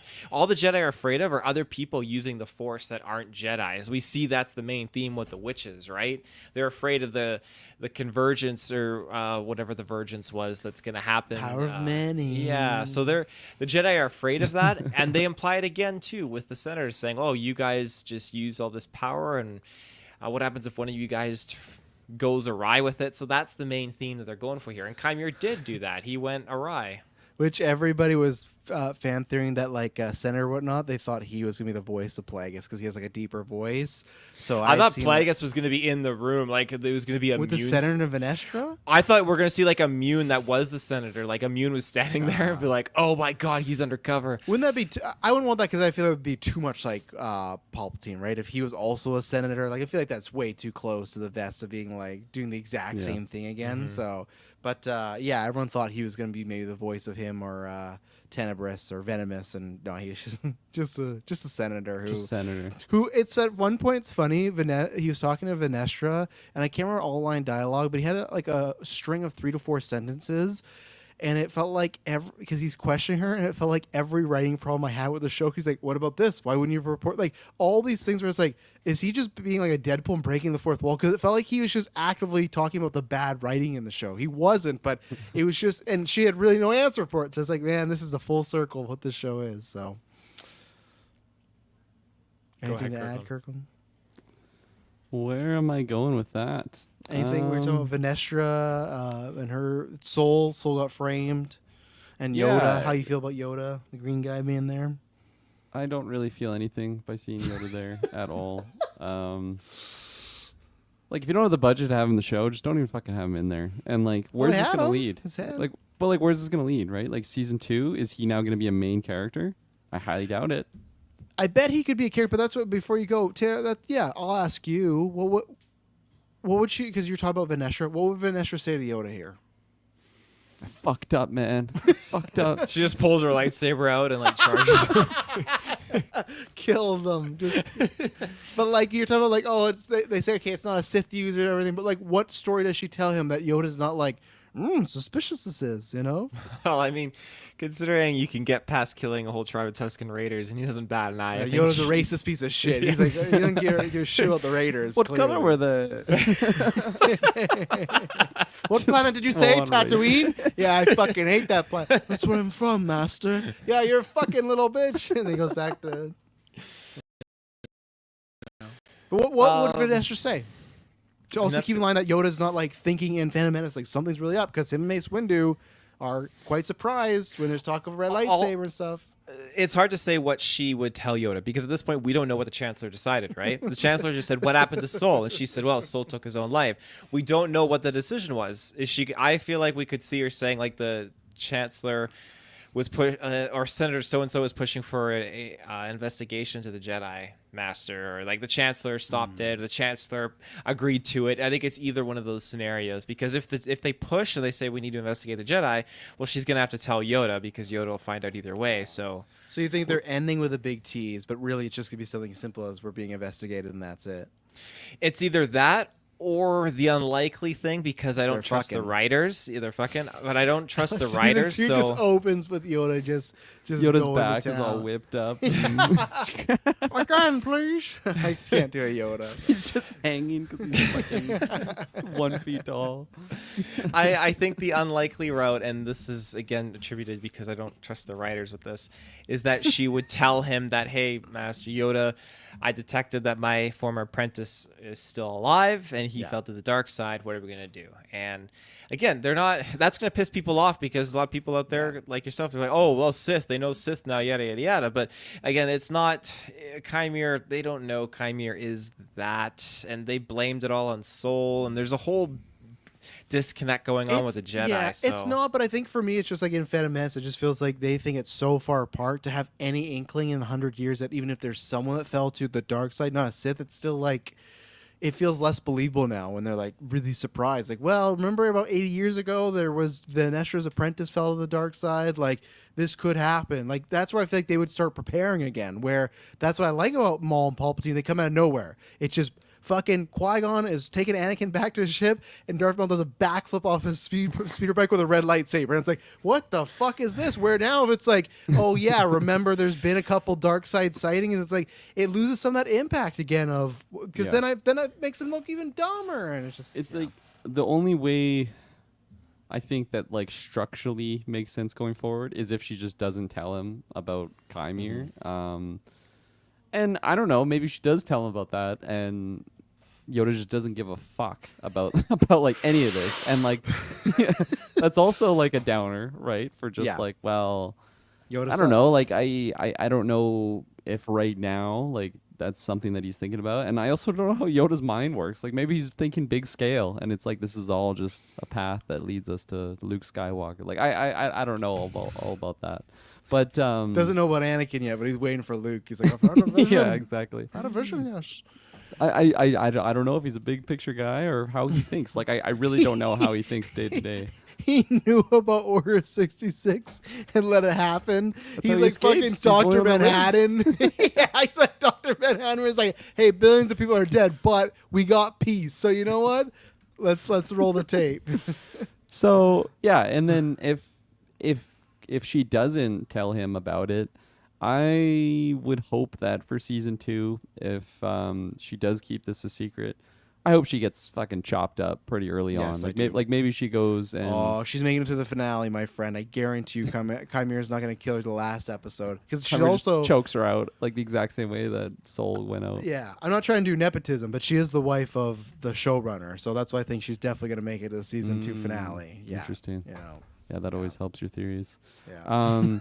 Yeah, because I don't know. Like she's already showing very selfish things, which are supposed to not be like the Jedi way, right? Like it should be. They should be transparent with these things. I get it why you'd want to keep certain things to the Senate, maybe like hush hush, but I don't know. Like she doesn't really seem to be like telling other Jedi, and I guess that's maybe what the Yoda discussion would have been. But again, like I have issues depending on how that conversation will go. So I don't know. It just seems, And it seems messy, like going forward Yes. on how they're gonna tackle that. and are you invested in like Vanestra as a character next season? Because she's going to be like, I imagine, a trainer of May, right? So that's where I'm. For me, it's just like even that, like the lore stuff aside, I'm just not invested in that character right now. I think I can be, but for what was shown, I'm definitely not there yet. And like I would mention that like, oh, maybe I need to read like a High Republic novel, but you guys mentioned like those are when she's younger, right? Or Yeah, is there a she's- novel that like she is in this kind of older Young adult stuff, yeah. It's position? when she's just like in pure Padawan or Knight mode, where she's like Okay. still the learner and stuff. She ain't hiding shit from the council yet, I guess. Yeah, like I don't know. I could potentially see a really interesting story where like maybe May is like her secret apprentice. I'm not like I'm not saying she's gonna be a full Sith with this like Jedi this master apprentice type situation, but maybe that's just like her secret agent that she just like sends out to like get information and like to really be, I don't know, trying to control the situation and keep it hush hush, and then it just keeps like escalating and becomes this big thing that eventually explodes. I think that's a pretty interesting story of like a Jedi that's trying to do good, but is doing it in a, you know, off the book sort of way. So what does the council, the Republic, whatever? What do they know about May that's here? They don't know it. I'm assuming they don't even know she's there, right? Okay, that's what I'm just wondering, because like what we talked about before, she has killed 2 Jedi, right? Even if it wasn't her, like, do they not know she's there? Are they gonna play it off like that's Osha still? Like that's what I'm confused about. What they, because especially like you said, she might have to train her on the down low, because I feel like you can't just have her walking around the school, the academy. People are like, who's this? This looks like Osha. Well, remember, And, like- Osha had a sister. This is her. Well, didn't she kill Master Torvin and all this stuff? Like, oh yeah, but her memory was wiped, so she's all good. Like, which is funny because like that's, and I'm not saying I'm opposed to that, because in Knights of the Republic they know that, but the difference was Revan was so powerful they were like, we can use this to our advantage. Where I don't think May's that powerful where it'd be worth it. To me, it'd be more like if Chimera got his mind wiped and she was like, okay, we could use him for good, but I don't think May is worth the trouble. Like, she's probably more worth just taking out back and putting a bullet in her, you know, in that point. Because if she remembers, it's like, well, I just mean like, what does she Old bring to the Yeller. table? I guess the only thing is Vanestra did say she apologized for the Jedi failing her, so I guess she feels bad about what did happen to her. So there's The something tie I to- can latch on to. The tie to Osha, that's like a big one, right? Yeah. And then if she is assuming that Osha's with Chimera, she obviously wants to eventually get to Chimera. So I think it's just like information that, yeah, it's amnesia, but I imagine it's in there somewhere. Like you can get those memories back. But there definitely is many Jedi that at least know about May and what's been going on. Like she even mentions when Vanestra's interrogating her, it's like, wow, they told me that I killed someone. And I imagine if the Jedi are getting investigated, like I feel like they can't really hide her, and if they wanted to, now would be the time. I don't know, like maybe Vanestra's gonna talk to Yoda about that, but I don't know. That's where it gets messy because it's like, well, now Yoda is in the fray, and like, why the fuck didn't he talk about this stuff, right? Especially if going forward, like Plagueis, if he appears again in season 2, and like, I don't know, Talks to Yoda. They have a poker game every Saturday. oh, my old friend. I you guess he old son could, of a right? bitch. To Taylor's point, that some people don't know he's Plagueis, like the Darth Plagueis, right? Does he have like a real name, Right. Taylor? Yeah, Hugo Damask is his real name. Higo Damask. Hugo? Hugo Damask. H-E-G-O, I thought. He's I also thought- I porn. thought- He's thought also it a was porn not star on the Hugo. side. Oh yeah, Hugo Damask. You're right. What the fuck? That name. Higo. Travis, this kind of goes second. hand in hand with Hugo what so? what you were saying here. So when you type in Hugo Damask, you get fucking Voldemort's picture. That's on the StarWarsFandom.com. Not even a canon book or like a Legends book cover. Like, why is it Voldemort? Oh my God! Better known as Darth Plagueis. So, well, good for him. I hope he's banking it up. So we'll see what happens with Plagueis. Obviously, I guess, and that's probably gonna be something that pisses off people too. They're gonna think that this is where he gets the idea for the not Anakin, but for him and Palpatine to try and create something of the Force, right? Because it's going to be the idea that he sees Osha and then he finds out about May and finds out they're the exact same, not twins. And that's going to be the idea of creating something from the Force. And I feel like some people are not going to enjoy that. I'm on a wait. Let me see how they do it, because that's not as beholden to me as far as Force stuff. But I think they're going to go that route. That's what I was gonna ask. Like, I don't think I was on that week for the review when that happened. That it was like revealed they were Force babies. But like, why do people care? Like why is that a Because big? for some people, it's thing? that's was only Anakin's thing. So that's why the second you do that, Anakin is less special. So, which I don't agree with, but I understand, because that's how I am with Luke Skywalker. I don't like in the canon or in the Disney canon that there's other Jedi around during the dark times. To me, it's like it's weird for them all to put their chips on Luke Skywalker when there's Ezra Bridger, there's Kanan, whatever his name is, there's Ahsoka. So for me, that's like a fan thing where like I don't like Luke should be the only one after Obi-Wan dies until he trains Leia. So I think that's where some people Anakin, they feel that makes him less special because he was supposed to be a virgins in the Force, but now there's somebody else that was a virgins in the Force before. And now I think they don't like it because it's going to be like, oh, well, because they're going to make Osha and May so important because like without them, Anakin wouldn't be born. I think people don't like that because if they don't like the show, then it's prequelitis stuff. Okay. Yeah. Thanks for the explanation. Let's take our last ad break, and then we'll be right back. All right, we are back. Let's see. So, only thing I want to talk about again. So I think we all knew he's going to die, but great acting in this episode. I think he's still. I like Chimera the most as a character. I think he's still a really good actor too. But all in all, like the series, that guy was always consistent, usually in the best scenes. I think him and Chimera, again, the top stuff of this, I thought the action was really good. I didn't really understand why May and Osha had to fight here, and I actually thought some of their fight scenes were a bit too dancey for me. But Chimera, Soul, great lightsaber duel. I thought that was tons of fun. And I think he sold everything as far as when he had to talk to Osha, when he was explaining to me. Oh, I got the hiccups. But I thought that he did a great job. And if anything, I were to rewatch the show, it'd be because my excitement to see his performance again. I wish the show was longer so we could have got even more of it. But I thought through and through he did a fantastic job. And that character, even then as...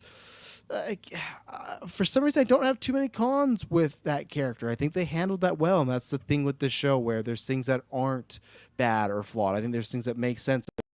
He was a torn guy that made a couple mistakes, but he was still doing it in the right of, trying to be good. Even this episode, he was about to say he loved Osha, and then right on love, that's when she started choking, which I thought that was a nice touch. But he was a more emotional Jedi. I didn't like how all of them sometimes were emotional Jedi, but I really liked the Soul character, and I thought this episode, again, the lightsaber fight scene did it was great. Like it I don't know, I was gonna say met expectations, but I felt satisfied with the scene as a one-on-one duel. Yeah, I thought the battle between him and Chimera was really great, and yeah, I'm there with you at the Osha May. I feel like I like the transition between like it'd be like her fighting her, and then it would go to Soul and Chimera. Just those transitions were fun. It reminded me of it's just like a duplicate character that just has like the same moves, and they're just like they know all their moves, and they're just like hitting each other. Yeah. That's almost how it felt. I did like overall just like the martial arts usage of it. I feel like it's pretty rare to get that in Star Wars. Like they usually try and use lightsabers when they can. Yeah. But I think because there was a lightsaber battle going on like in parallel, I was okay with it because that battle was really good. And fuck, when Chimera like separates his blades, does like the lightsaber yeah. throw, and then Master Soul just like sheaths his saber and does that like force Yeah. pulls thing. That was just like chef's kiss. That was awesome. I felt the power in that moment. Is it episode 5? Did Chimera also throw his lightsaber? Right. That was Yeah. the When he fourth fucks one. up Or everyone. fourth one? Yeah, okay. Yeah, That's yeah. because that created the conversation. Remember, we were like, other than Vader, we don't really actually see that, so it's good to see it again. And Yeah. I also didn't think his second lightsaber was that small, to be honest, in the fourth episode. Like I knew it was smaller, but this was like it was more like a dagger, like a lightsaber dagger in a way. Like it was a very small, still effective, and I liked that because that was something cool where it's not just the two dual wields; it's one that's a little bit smaller. So I feel like if you're fighting them, it changes the whole dynamic of just he has two lightsabers. Like, well, he has a lightsaber, then he has like the smaller one. So I really liked that choice there. So I guess he's got 2 kyber crystals, supposedly that he's bled. That's like a Yoda-sized kyber crystal. Did he like fuck Yeah. up Yoda's mom or something? Well, apparently, I can't remember Yoda's. where I've seen this. It might even have been Clone Wars, or maybe it was in Rebels, one of the animated shows. But you can actually adjust the height of your saber. Now, of course, that being Damn. a smaller one, I'm sure it's just the way you build them. So I mean, they could do whatever they want with it. But So you could have 2 of the mini ones, eh? if he wants, yeah. I'd actually like to see a character do that. I think that'd be fun to have like 2 daggers. So I feel like there has to be some like a speedy character. Like I feel like someone that's very fast. Like then you don't have to worry about those big blocks Like a or Dryden swings. Voss. Yeah, maybe. I just think like because if you're fast, because I again prefer the lightsabers being a bit more heavy. I don't love the prequel too much when they're just flipping around. So that would be kind of fun. That they're smaller, but you could be super even quick with them. So no, I like that. That's cool. Yeah. And then just wrapping up my thoughts on Soul. Yeah, no, fantastic casting. It was so great to see this lad in something other than Squid Game, and as you know, she would say, I'm going to be following his career with great interest. So Never mind. you don't like it? You hate him? You don't want to see him in anything? Is that where you're gonna No, we'll return to this conversation in a couple weeks. go? Okay. Very curious what you're talking about there, but I'm just saying I could see him being cast in a comic book thing. Is what I'm saying. oh, in the okay. So future, you're showing your cards there. Yeah. Interesting. So viewers, I'm doing that for you because in case you're like, man, you didn't even tell 1-star review. Travis at 141 said he alluded to something a few weeks from now. This is my first episode. How does he know I'm going to be listening? So there you go. It's because I think he could get cast in something comic book related. But at the same time, they are doing Squid Game, so he might be bored with that. But I just feel like he could suit some of these if they do ever more foreign movies out there. So Yeah, and I agree with you, Travis. I think like judging the writing, it's been messy, but for his character at least, like it is pretty sound. I think, especially comparing to what we've seen there. I did like kind of the big pain that he's been carrying with him like this whole time. Like he's clearly felt a lot of regret over what happened, and really like not just regret for what happened, but like unable to save the 2 girls, and he couldn't even save one of the girls, right? Because the one that he thought he could save ended up choking the lights out of him and went to the dark side. So it is a very tragic, sad ending. yeah, and like he's just going framed. Yeah, no, like he's just dishonored. Like Yeah. any family Won't be member that he spoken has about. now is like, wow, what a disappointment to our fucking family that Soul was. Like, what a son of a bitch Take his he jersey was. down. Yeah, that guy, take him down from the rafters. Yeah. So I mean, that's what happens sometimes. Casualties of war, and who knows? Maybe in 1,000 years, someone will pick up that cold case and realize it wasn't him. Fuck, could you imagine that season 2? They do that time jump and it's like Ray looking into. Soul was innocent. Can you imagine episode 1 of Acolyte season 2? It just opens with Daisy Ridley, just like. Speaking to her 2 young Padawans who don't know what the fuck she's talking about. Soul was innocent, Master. And they're like, Master Ray, tell us about that time you almost fucked Ben Solo in the fire. Oh yes, we used to Skype call. We still do. Taylor, any last thoughts on Soul? I think his acting was really, really good in this episode. Again, I've liked his acting actually throughout the whole season, but him crying as he's just being force choked out, it's brutal stuff. Or a Good Saturday.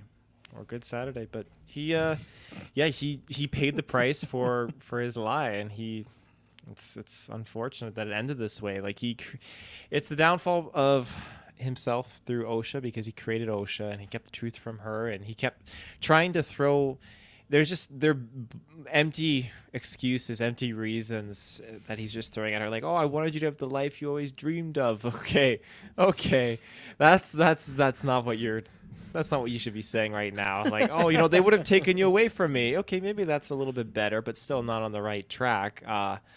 Like, he should have just said, I'm sorry, and as soon as she told him to stop talking, he should have stopped talking. Should have left it at that, but... Yeah, he should have cut her head off. That's what he should have done, Pull Yeah. that saber back. Sure, kill her right in front of May. I like the whole setup, though. Like, oh, I see May holding a lightsaber but killing Soul without using it, and that was really because of the same person. So that's really, it just was OSHA who did it. Yeah. Which now we got an answer: how you kill a Jedi without using a lightsaber or using a weapon. Sorry, you use the Force. You still need the Force, yeah. Yep. There you go. I thought I had one more thing on my mind. Taylor, do you have a Chat GPT ready as well? Oh, did I need to do that? Well, yeah, we didn't. The finale or show, I think, right? I don't know.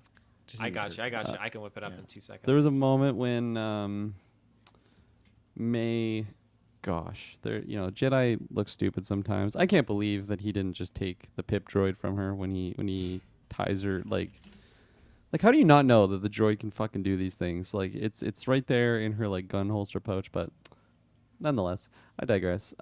She is running away from him, and she says, like, see you in hell, Jedi. Is that a thing Shout that's outs in the to Han Jedi? Solo. Do they have? Yes, just we've hell talked about this and- before, because I was something that I did. I can't remember when. I think it's in the sequel series they said that, and I don't know if I really like that, but I think someone said God, and I did point out they do make certain, like, several. In the original trilogy, Han Solo says, "Well, I'll see you in hell," to another rebel guy. Okay. So they have. Interesting. It just heaven and stood hell. out a lot. It's funny. You guys were talking about that pop song that they had too in Fuck. whatever I'm so episode. glad. It Last week. stood out to me. I didn't really care for it because it happened in the credits. Like, it was just like, okay, whatever. I think it's a big difference if it happens. They're like at a bar and like Dua Lipa's out there playing fucking just one of her #1 hits. So that would have taken me out for sure. I guess, yeah, we have the Lizzo Jack Black sequence, so that's another thing that's in Star Wars. But it just stood out to me. But I mean, clearly it's been a thing that's been reoccurring. I'm sure they have like a realm of like a hellscape, something like that. So whether it's in Legends or a canon something, but just the wording of it seemed bizarre. One thing we didn't talk about, I actually really, really enjoyed the chase in the space rocks or whatever. I actually thought that was one of the more visually pleasing Star Wars CGI things I've seen. I thought I liked the scale of it. I liked the chase, so I actually really enjoyed that scene. You reminded me. I agree. I think visually it looks beautiful. Yeah. Look dude, close, like fuck. big screen stuff. I wanted to see that in the theaters. What's that little thing called? Basil? Fuck Yeah, Basil, Basil. man. Yeah. Why did he just fuck over Soul like that and just jack up his ship? I don't know, man. Like, He's working with Plagueis. yeah, like what the hell was going on? And like we never really like have an interaction between Soul and him. Like, you Soul son of a should've gunned bitch, him what the down hell right was there. that? Yeah, He's just like like ripping out his fucking looks power at him, too. cords, He and then he looks at just him like like, "Fuck." skitties away. Like, what the fuck happened? Soul's like, this is the worst 3 days of my fucking life. I'm chasing this girl that I thought let die. Oh, this fucking alien rips apart my ship. I thought the same thing as girl. I just had, what the fuck is Basil doing? And I don't know. Maybe I missed something. Taylor, do you know why he like was For a fucking up moment, the ship? I thought he was in May's ship or something. Yeah, I'm like, oh, he's yeah. helping him, like he's disabling her ship, but no, just fucking over the Jedi. Like, I wish I He's had an supposed to be a answer, smart but like character, I the thought. scene, Yeah, the he's like scene a that savage follows, here. I got no answer. The scene that follows after he pulls the cords out, Soul gives him the what the fuck look, and then at the panoramic shot shows his ship doing a fucking sideways spin and exploding in the debris. It's like, what the fuck did he do? It And makes then- no sense. And then when the Jedi show up, he just starts helping him again. So it's like, don't bring this guy on your fucking Well, he ship. probably He's told them, always been Soul went sus. crazy. Soul's Yeah. killing everyone. Like, It just mean no. Maybe somebody please tell me that's not taking down the show overall for me. That just was another like, what's happening here? well, he Why was is the it guy happening? that knows. He would have seen everything that happened. He was there. He knew what happened with Kymer. He knew everything. But then here he is. He's fucking around with Soul. He doesn't tell the group of Jedi that lands that, hey, Soul is innocent. No, he's told them Soul is like prime suspect number Soul one. attacked me. He fucked up his ship too. Yeah, someone please message us and let me know because I didn't understand and I just looked like he's fucking up his ship and he did. So what is Well, the reasoning for it? It makes sense too, right? Because like OSHA or May, disguised as OSHA a few episodes ago, was trying to leave the system with Soul, right? But then the ship went down, systems went down, and May's like, "Oh, I'll go check it out." And then you got Basil like fucking around, and we thought, "Oh, he knows he's trying to help Soul," but no, the whole time he's on the ship, he's just fucking with the ship. He's just being a little shit. Don't bring that guy to any event ever again. Well, I guess Soul's dead, so he can't pass that on. But man, Keep talking. I almost got this. that's on my notes. Kirkling anymore? If you don't have to, we can do our overall. So Taylor goes. Yeah, I'm just diving deep in Just my dead little air. cranium. Little Don't Basil believe I can. have anything. I didn't like Kymir's voice when he's in the helmet. Yeah. It sounded like a completely different actor and just like like a non. Well, it had to because remember it was gonna be a twist, so it couldn't role. sound like him in the first episodes of the show, right? Yeah, I guess so. I guess Yeah. like I get it. It would sound different, but it just sounded like a stormtrooper versus like a Sith user or something along those lines. Yeah, I don't really love the helmet. I'm starting to see the copper more than initially. Like I swear it went through like a coloration change as the season went on. Like I swear it was pitch black, but it was also a dark sequence the first time that we saw it. But yeah, I wasn't a big fan of the smile and helmet overall. Like the more exposure I got to it, I wasn't really being sold on it. I like the lightsaber. I like the cloak with the ripped arms, but yeah, not a big fan. And I don't know. I kind of like the idea of some sort of device that kind of blocks out the Force. It's really just a Magneto rip with that Yes, helmet. yeah. But yeah, that's a minor nitpick. Yeah. Yeah, I'll go first because I think I'm probably the lowest. I thought I was gonna maybe give the show a 5, but I just can't. I'm gonna go 4 out of 10. I can't pass this show just for writing alone. A great moment. A great moment does not. A make great it man, a great moment. I'm screwing it up. I'm screwing up like the writers here, but a great moment, a good series does not make, and that's the thing here. It's just there's fun YouTube moments, and there is some like Soul. And that's why it's like still 4, and maybe I'll even give you a 4.5, but I just can't pass it. Even maybe a 4.9, but that even feels too high. There's things in this that are great. There's performances that are great. There's moments that are great. There's concepts that are great, but there's so much like I feel like what's it fucking calling in Canada when it would you'd be in the river and you're looking for gold in the rocks Gold and mining, stuff like that. gold panning.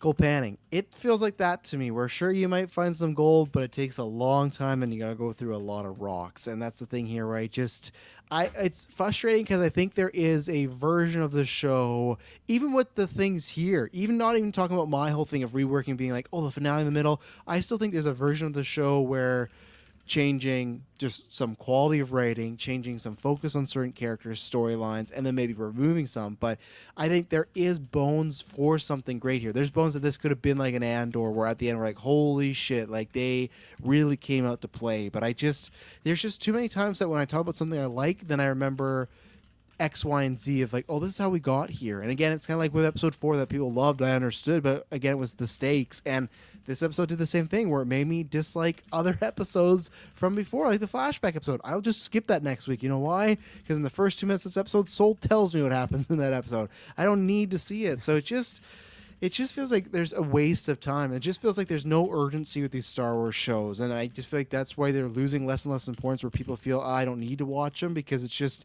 they gotta Andor season 2. I'm there. I can't wait, but they need some more hits. I just really don't feel that confident at all. Really, I think I had said like I was in a tough place because I said like, oh, if Obi-Wan sucked, that was it for me. I was broken, and the tough thing with Obi-Wan was like in the middle where Obi-Wan to me is much better than this, leaps and bounds, but that was like a all right, I'm still stuck because there's some really great things, but it was kind of some mess to get there along the way. This is a mess with some good moments, in my opinion. So yeah, it sucks because I was really looking forward to this one. I thought it set the table to be something different, be something great, and it was not that. Season 2, I would be there because there's, I still like the Chimera. I said that was all well done as far as OSHA getting there for the most part.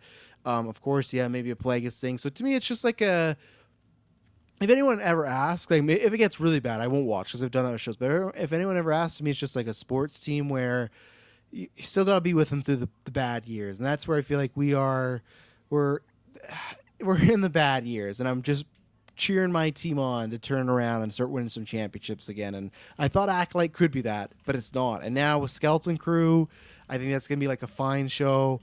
Maybe Ahsoka season 2, but then after that we have nothing announced. So I really don't know what's next. I just think they need to, and/or season 2, of course, as well. But they just need to pick up their bootstraps and really hunker down here because I think they need something great other than Andor because we know Andor can be great. So that's what I'm saying. 4 out of 10, fail for me, sadly. It's a sad score. Yeah. This is tough for me because I'm gonna pass the show. Mm-hmm. But, like, there's certain things in here that, like, I don't even think are borderline unacceptable. Like, I think it's just straight up unacceptable. Like, just with how all over the place they were with May, and they just seemed like they had no idea what the fuck to do with this character when she's like, I'm going to turn myself in. Fuck all the Jedi. Gotta kill Soul. Okay, Soul's going. I'm gonna hand him in. Yeah. And then it's like, okay, OSHA, you fucking choke the lights out of him. And, like, what, like... I'm gonna come with you. Oh no, just wipe my mind, and I'll just get arrested, I guess. Like, she just seems like an NPC type character that it doesn't really matter what the fuck is going on with her. That really bothers me. Like the whole situation with May. I have like minor gripes with like Chimera, but like he is a highlight of this show. Yeah. I like performances are definitely a thumbs up. It's really like the writing. I don't like how the Jedi are portrayed in here. For the most part, I like they're kind of bitches in my mind. But I also kind of like when they're seen that way because they're Boy Scouts and I think there's like a level pencil to it. pushers. I think you should still have an element where you want to be a Jedi. Where the show, Yeah. I don't know if I want to be a Jedi. No, they don't. Like there's a lot of Jedi in here. A lot of no name, like characters that literally don't have names. Like they're just there for numbers. I don't know. I think though, like my expectations were somewhere going into it after the first episode. I kind of tempered them, but I still kind of got disappointed beyond that part. And I think it's my own fault because I was just setting myself up for something of a big surprise. I think it was great to have Plagueis finally on live action. That's a really big character that, gets name dropped a lot in the main series. So to finally get him here, and I could have seen it going really bad if he like interacted with certain characters. So I'm glad that didn't happen. It's not like Vanestra and end credit scene or like the same scene where she goes to see Yoda, but it's like Plagueis in there, and she's like, "I got something to tell you, Master." Of like some weird twist there that could have been intriguing, but no, I don't really like that character. I'm not a big fan of the witches, but it's not like a big con either for me. I think though, like as of right now, I'll give it like a low 6, like barely a 6. The reason why I'm passing it and at least giving it that score is like acting. I did like. I mean, this is a big budget show, and it feels like that at moments. It's no like HBO, Game of Thrones, House of the Dragon level, but like we shouted out that CGI scene in space that looked really stellar. yeah, I think when they went to the dark side, it is lacking, but it was still there. It was still something. It wasn't a straight up Jedi tale that I was scared the story was going to be. And I did like how May ended up, or no, sorry, I did like how Osha ended up on the dark side and going in that trajectory. So I'm kind of hopeful with its trajectory, but very tempered expectations going forward because of what we got here. I would love to be surprised and I was supposed to say disappointed. I don't want to be disappointed. I would love to be surprised and disappoint me, please. yeah. And I don't know, like I can see shimmer, I can see potential in this story with these characters that we've been introduced, especially now that now that May is amnesiaed and we don't really have to focus on her character so much. But yeah, low 6, which is really sad compared to where we were. Where was it, 2020 when we first saw this? And I'm like, this is gonna be the show, man. This is gonna be the show. Here we are, and barely a 6 out of 10. That's very disappointing. Do you feel over here typing away over there? On the typewriter. Yeah. What is your score and overall thoughts before we get to the Chat GPT? Because I don't know if we did a predictions cast for Acolyte. I don't think we did. So that's where that's usually where we do Chat GPT. But you scared me there for a moment because you're like, really? We're doing it? I was like, of course, have to, Obviously, he's not ready. So, I almost got it. I'm typing out my own what I want. Yeah, I'm not actually asking ChatGPT. Yeah.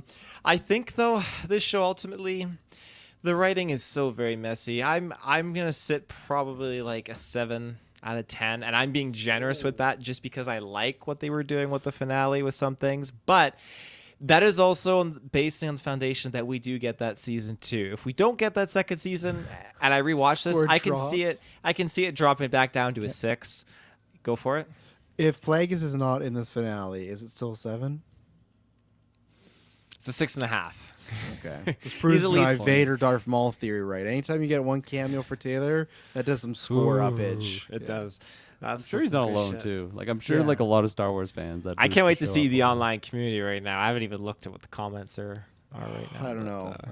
I should have posted your meme too in those communities. You should, yeah. You should just cred. Yeah, exactly. I should. But years ago, Taylor would say no to that, so that's why I had to ask him. So just check. Oh yeah. It's evident at this point. So I think with the messy writing, well, I definitely like Osha as a character much more than I like May. Some choices are a little bit weird, but I like how a lot of the actors and actresses really tried to bring their A game. I wish that we got a little bit more expansion on seeing our Jedi do things like I like seeing Kalnaka fight, but I didn't like how he was necessarily fighting the Jedi. But it's also cool because you're seeing him possessed by the witches, so they got a lot of mixed things and a lot of new interpretations going on, and I can see why there's a lot of conflict in the community. People are trying to figure out where they stand on a lot of these things because it's a lot of new ideas, a lot of copied ideas that may be a little bit familiar, and a lot of just things that are very bold in terms of like the writing choices. So I know I'm going to rewatch this. I look forward to actually rewatching with my dad whenever I get him over. He comes over for dinners, and I usually pop on Star Wars shows, and we binge watch them. So I'm excited for him to watch this because I know he'll enjoy it. He'll get a kick out of it. So does he also think Solo's a 10 out of 10? As I saw your Letterboxd score the other day, my fucking god, I love that movie. Every time I watch it, it's just I put it on. It's like, man, this is just a fun Star Wars adventure. I can just get behind this. It's great. I really have a lot of fun with it. So I'll have to ask him if, Dad, is Solo a Star Wars story 10 out of 10 for you. I hope we get that second season. I really, really do. And yeah, it's funny when you look at this show and how they create new music for this show, while other shows like The Mandalorian and even Book of Boba Fett has certain musical notes in that I just love. I love some of those tracks, but this show has some things that I really do appreciate. But at its core, it's even if you look at the audiobooks for The High Republic, they only use John Williams soundtracks, right? For like the original trilogy and sometimes from the prequel trilogy. It's like, man, that shit is just so good. And as I've already said, I've watched some people do like the Chimera versus Jeki fight, and they throw that John Williams score on there, and man, it makes it 10 times more fucking like better. They should So reuse much better. them. They should do They what Game of should. Thrones, House of Dragon does. House of Dragon used some of the tracks from Game of Thrones, but then they have their own music as well. Like I'm the same way as far as the House of Dragon using the theme song in Game of Thrones. It's like it just brings you there. So like even if the show would have started with little beats of the Star Wars theme, but they're just Disney Star Wars is like scared of John Williams music for some fucking reason. I don't know why. You own it, but it's just I agree. I wish there, especially this is use some not even the John Williams stuff of the original. Use some of the Phantom Menace like prequel scores or like variations of them, right? Because that's close to the era. Even if it's something that's like okay, it's this, but it's a little change. Like a good example, even though like it's not. Because I think some of them are carbon copy, but kind of like I think it was Brian Tyler. Did he do the Super Mario score? I think yes, he did. Yeah, and that's a good version, a good rendition. Again, like I still think for me, I didn't fight for in Golden Geeks because there's those scores that were more creative, but because he's going off the original stuff. But still, it's like he would use some of the original stuff and then change it up a little. So I wish music-wise they would like dive back into some of that original stuff. I agree, and it's just such a shame that they don't. It's there for using, but. Yeah, I digress. Yeah, so I just think that the show, I'm excited to rewatch it, and hopefully I can pick up on some different things when I do my rewatch. But yeah, it's gotta bring Plagueis back in for that season 2. It really, really does. But like you said, if they do it, they need different writers because are they gonna ruin him? That totally freaks me out to think about, and I hope that's not the case because I don't want them to ruin him if they do use him. I'm still worried about that with Thrawn when we get the Ahsoka season 2 and how that's gonna work out. And I feel like that's a good example of like you've already seen a divide with that character, right? And that again, I'd also say like with that show, it has some good like there's some good episodes, but it's not like the strongest writing. So I think Plagueis is could be a minefield for them, but they're gonna step in it if it makes them some money, I guess, right? So yeah, absolutely. All right, give me another 30 seconds here. Almost done. Another 30 seconds. Jeez. Maybe 45 seconds. Kirkland, do you know who's uploading this one? Because whoever does this one's not doing news tomorrow, so that's the thing. Actually, I do think news is yours, Mr. Patzer. I think you were Comic-Con. pitching it as his. That was Comic-Con, wasn't it? You were Comic-Con? Comic-Con That's hasn't what you happened said yet. when you threatened me. You're like, well, I'm going to fucking give you Comic-Con with all these different He might have been events." being- And I'm No, like, bring it on, these motherfucker. we had a planned schedule, and then 2 days before, they're like, "Hey, you want to fuck it all up and change everything?" It's like, well, we don't have much room to move around. No, I said no because there was a time where it's like Thursday Taylor was like pitching like 3 casts. I'm like, I ain't fucking uploading shit because I upload Marvel Alliance every Thursday, so it's like I'm not uploading one of the 3 casts and Marvel Alliance because you guys want to see Twisters a day early, which is not like. I'm happy I for still you. got to But it's not, refund my ticket. That's fucking. it's that's not like soon. oh we got Deadpool and Wolverine a day early. It's not like that, you know. So that's where I was. So, but I do I think can take the stick. for news tomorrow. Yeah. Sure. Okay. There you go. Because I do It think must be done. I think because I think we were talking about this last week where I can't remember if we talked about this on air. I did Game of Thrones because you were supposed to wake up early, and I did. So I was like, and Tay had done The Boys before, so like, oh, Acolyte, that's Kirkland coming up. And then lo and behold, Kirkland isn't on Acolyte or any rest of the cast for the rest of the week. So it's like, this bastard knows when it's edit time. It's like, oh, you know what? I think I might be tired here. So Yeah. Oh, I got to go, guys. I'll see you. See you Thursday. yeah.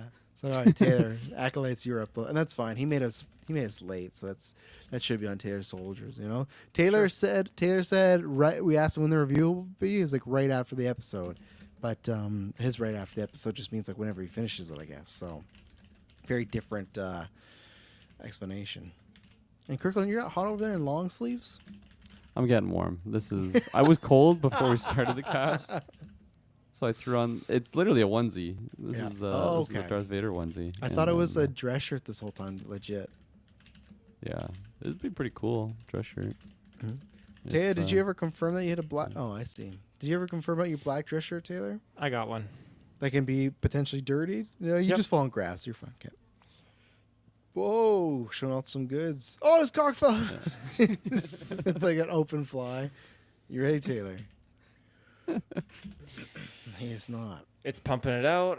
It's pumping His it out. keyboard is just getting abused over there. So if people Luckily- don't know, we started this for, funny enough, Star Wars on Mandalorian Season 3 because I think Taylor liked it, but I think there was a sense of disappointment. So I think Taylor had this idea like, oh, well, I wonder what ChatGPT would bring up. And there is a good best of that I suppose made last year, but that made like Luke showed up with his fleet. And then whether it's predictions or the finale, we always do a now, write something for us, ChatGPT, as far as the show, see if it's better or worse than the actual show. Sometimes they lead to hilarious stuff. Other times it can just be the most boring shit ever. So we'll see. We haven't done one of these in a while. Taylor, you gotta get ready. You're doing one tomorrow with Deadpool and Wolverine as well. So I'm excited. get ready for that one. So, Kirkland, you want to talk about the president assassination now? That Taylor? No, I'm joking. Presidential candidate. Wasn't the Yeah, president himself. well, it was the former president, so you're always a president. It's like I'm just joking. We're not gonna talk about that. We'll get demonetized. Good Okay. memes. There's been some good memes. There has been the I'll year, say like I that. said, we should have covered this election, man. As Canadians, fire stuff going on. Don't use violence, everybody. Well said. Cancel my tour now. What tour? So Oh, you missed it. You don't understand that joke? Hmm? Kirkland, you don't Me? understand that joke when you said cancel the tour? Why do you think I said that? It's because I know about. The Timberlake thing? Oh no, I don't. So quickly for you, Taylor, goes a couple weeks ago, and Justin Timberlake got arrested for his DUI. There was a cop that didn't know who Justin Timberlake was. He's like a young cop, so he's arresting him, and he has him cuffed. And Justin Timberlake's, "You're gonna ruin the tour." And the cop's like, "What tour?" He's like, "The world tour." You haven't heard about that? There was memes galore that week of like No. what tour. There were. Tay, you'd seen the memes, I right? heard the theory world that he tour? got arrested because his tour wasn't doing well, and then he was I haven't trying seen to the memes. cancel out for insurance fraud Oh, reasons. he's still on And tour though. He's then- doing Well, the it's because tour. people got hyped that he got arrested. It's like shit. They I'm got listening to some hyped that he JT got now. arrested. All right, Taylor, get us out of here. Ruin Let's the do tour. What tour? The world tour. Okay. This is, I guess, pumping out a lot of good info here. Okay, so 1 hour later. yeah, the So Star- Acolyte kills Qui-Gon Jinn. So, Star Wars Acolyte: Shadows of the Force, Episode 1, Echoes of Betrayal. Vernestra Rowe trains May, who struggles with fragmented memories of her past. Jedi- So you said Sinestra Rowe? Vernestra. Finished. Vernestra. Okay, so she. Okay, so say that sentence again. Sorry, I was confused by the last name. I got caught off guard. Vernestra Rowe Yeah. trains May, who struggles with fragmented memories of her past. The Jedi Council grapples with the aftermath. Is this after- season 2? This is so basically, if you want to know what prompt I did, I typed out literally from episode 1 to episode 8. You could hear me typing away of just what happens, and I said, "Give me a sequel to this." So You typed the synopsis of all 8 episodes? I typed a brief Oh, synopsis. that's not. Your words per minute is No, because deadly. it's not. It doesn't have the information, right? It goes up to like 2021, so it doesn't know the show exists. So I gave it the concept of what season 1 is, Okay, and then I so we're said not- just okay, spin with fuck. that. I'm So it's sure you threw basically that in there. Who do you Usually say do fuck? what's the finale, but now we're not getting that. We're getting a season 2 for Acolyte. Oh, the oh yeah, no, sorry, I called it season 2. I didn't call it the finale. But here you go, you get season 2. He had So one job and he was plugging away for 50 minutes, still got it wrong. God damn. the you Jedi go. Council grapples with the aftermath of Master Soul's death and the allegations against him. Meanwhile, Osha, now Chimere's apprentice, undergoes intense dark side training. Oh yeah. Oh, that's sexual. Scratch me again. Hugo Damask, secretly Darth Plagueis. Did you have to First put name in Hugo? basis. Did you write in Hugo? I put his Damask? name in there. You So bastard. yeah. You're leading the witness on this time, all right? I swear I'm not. Yeah, you are. Secretly, Darth Plagueis infiltrates the Jedi Order under the guise of a political advisor. Yoda. okay. Now this is where it gets crazy. Yoda unexpectedly returns from a secret mission with a massive Republic fleet, raising questions and concerns among the Jedi. I don't know why I threw that in. I like was that we're good. coming back to the fleet, and so Yoda goes on a mission. He comes up with a fleet, and all the other Jedi are like, they're like, what the hell's going on with Yoda? Yeah, he's What's gonna he doing? overthrow the Republic. Okay, Yoda. That's Star Destroyers. or they're like those stupid ships from Rise of Skywalker that are like mini Death Stars. Remember, they had the power. Oh of them? yeah. Yeah. The episode ends with Vernestra and May discovering a clue that leads them to an ancient Sith temple. Episode 2, Whispers in the Dark. Vernestra and May journey to the Sith temple, encountering traps and illusions designed to test their resolve. They uncover ancient Sith artifacts and learn more about Chimere's plans. Hugo Damask sows distrust within the Jedi Council. Back at the Jedi Temple, a young Jedi named Eli investigates the true circumstances of Soul's death. Did you give them that name? No, that's made up. Which is funny. You talk about episode titles. This episode I still on Disney Plus is still just called episode 8. There was no title for this one. It said episode out now or whatever. Yeah, in, no like, the description. too. Yeah, mine says episode 8. Watch the episode now. That's what I there you got. go. Yeah. So young Jedi Eli investigates the true circumstances of Sol's death, Eli. suspecting a deeper conspiracy. Yoda briefs the council on his mission, hinting at a looming threat. The episode ends with Maz Kanata arriving Stop. at the Jedi Temple with urgent information. I like the version of Vanestra tells him about this threat. So what does Yoda do instead? Tells the council he goes and gets a fleet and brings them back. Like, we're ready for the Sith, guys. Here we go. Anyways. But yeah, Maz Kanata arrives at the Jedi Temple. That's kind of Nice. cool. Cool. Episode 3, Shadows of the Past. Osha faces a moral dilemma as she witnesses the suffering Kymir's actions cause. May has visions of her past, leading her to doubt her current path. Vanestra seeks counsel from Yoda, who warns of a rising darkness. he's in on Damask. it. He knows. He is on it. Higo Damask manipulates key Jedi, steering them away from discovering his true identity. I mean, there's no threat for Higo Damask. He's just fucking shit up, though, it seems like. He'd be better if he wasn't a political advisor right now. He'd be better just staying in the cave. But, Yeah. Eli uncovers evidence linking Chimera to the recent Jedi deaths, and Maz Kanata reveals a hidden alliance between Chimera and a shadowy Sith figure. Episode 4, Rising Storm. The Jedi Council, pressured by the Senate, sends a team to apprehend Chimera. Vernestra, May, and Eli join the mission. Osha, torn between her loyalty to Chimera and her bond with May, secretly aids the Jedi. A fierce battle ensues, resulting in Chimera's narrow escape and Eli being severely injured. Higo Damask as Darth Plagueis manipulates Osha, exploiting her doubts. And the episode ends with a surprise attack on the Jedi Temple by darkside acolytes, leading to a massive battle. Jeez. Imagine if they did that in the show and Phantom Menace, Caddy Money's still like, we haven't seen them in a millennia. Even though You're like it's 1,000 Sith attack the Jedi. It's like the end of Night Old Republic when you got to team up with Bastila and just fight all these Sith. That's great. And what a jump. Oh, he's going to spend half the season just like manipulating people, and then one episode he's like, fuck it, let's just like terrorist attack the Jedi Council. Great, love it. Fans are gonna love it. Continue. Episode 5, A Light in the Darkness. As Eli recuperates, May confronts Osha, leading to an emotional reunion and a revelation of Osha's internal struggle.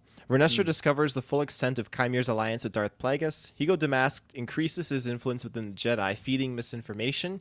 Yoda mobilizes the Republic fleet for a preemptive strike. It's not preemptive. He already got attacked last episode. Sith acolytes came to the council. What We will fucking- attack them first, we will. They just wake up from a fucking nap? Like, what's going on here? Oh my god. Chimera keeps hitting them with the fucking the amnesia. Mind wipe. Yoda, remember? That's we figured it out in Phantom Menace. That's why they don't remember. Chimera mind wipes him again. We got it. There we go. Oh He my arms god. the fleet. That's where you were. Yeah, Yoda mobilizes the Republic fleet for a preemptive strike against Sith strongholds. There's Sith strong. There's literally Sith strongholds. buildings with Sith. All right. The episode ends with the Jedi preparing for assault on Chimera's base, while Maz Kanata and our allies provide crucial support. Episode 6, The Siege. The Jedi launch an assault on Chimera's stronghold, facing fierce resistance from darkside, acolytes, and Sith constructs. Osha, now fully aware of Chimera's manipulations, decides to help the Jedi from within. The battle reaches a climax when Vernestra confronts Chimera in a duel. While May and Osha face their darkest fears, Higo Damask, revealed as Darth Plagueis, intervenes and battles Yoda in a lightsaber duel. We haven't seen the Sith in millennia. Yoda just having fucking lightsaber fights with Dark Plagueis over there 60 years before young Annie shows up. Oh my god. I would love to see the fan base just lose their fucking mind. The episode ends with Chimera narrowly escaping, of course, and Osha being captured by the Jedi. Damn. Episode 7, Truths Revealed. During the duel, Chimera reveals his plans to overthrow Darth Plagueis. Osha sacrifices herself to save May, breaking free from the dark side's influence. Vernestra defeats Chimera, but he escapes, vowing revenge, and Higo Damask, realizing his plans are at risk, decides to take more direct action against the Jedi. The Jedi uncover the extent of the Sith infiltration within the Stop. Republic. He wants more direct access. He's attacked the council, and he had a lightsaber fight with Yoda. How more direct can he get? It's not enough. Okay, continue. The Jedi uncovered the extent of the Sith infiltration within the Republic. Maz Kanata and her allies helped the Jedi decipher ancient Sith texts, revealing a hidden Sith fleet. Oh, Episode 8, Dawn of a New Order. The Jedi Council and the Senate confront the revelations of Sith influence. May, deeply affected by Osha's sacrifice, vows to honor her sister by continuing the fight against the Sith. Vernestra proposes reforms within the Jedi Order to prevent future corruption. Higo Damask, fully revealed as Darth Plagueis, begins to make his moves against the Jedi, amassing his hidden Sith fleet. And the episode ends with a massive space battle between the Republic fleet led by Yoda and Plagueis' Sith fleet, setting the stage for a showdown. why is Yoda leading fleets? Why is he on the cockpit calling all this out? Oh god. So they had their lightsaber battle, and then they retreated to these massive fleets to fight the battle for them. Now we need a post-credit scene here.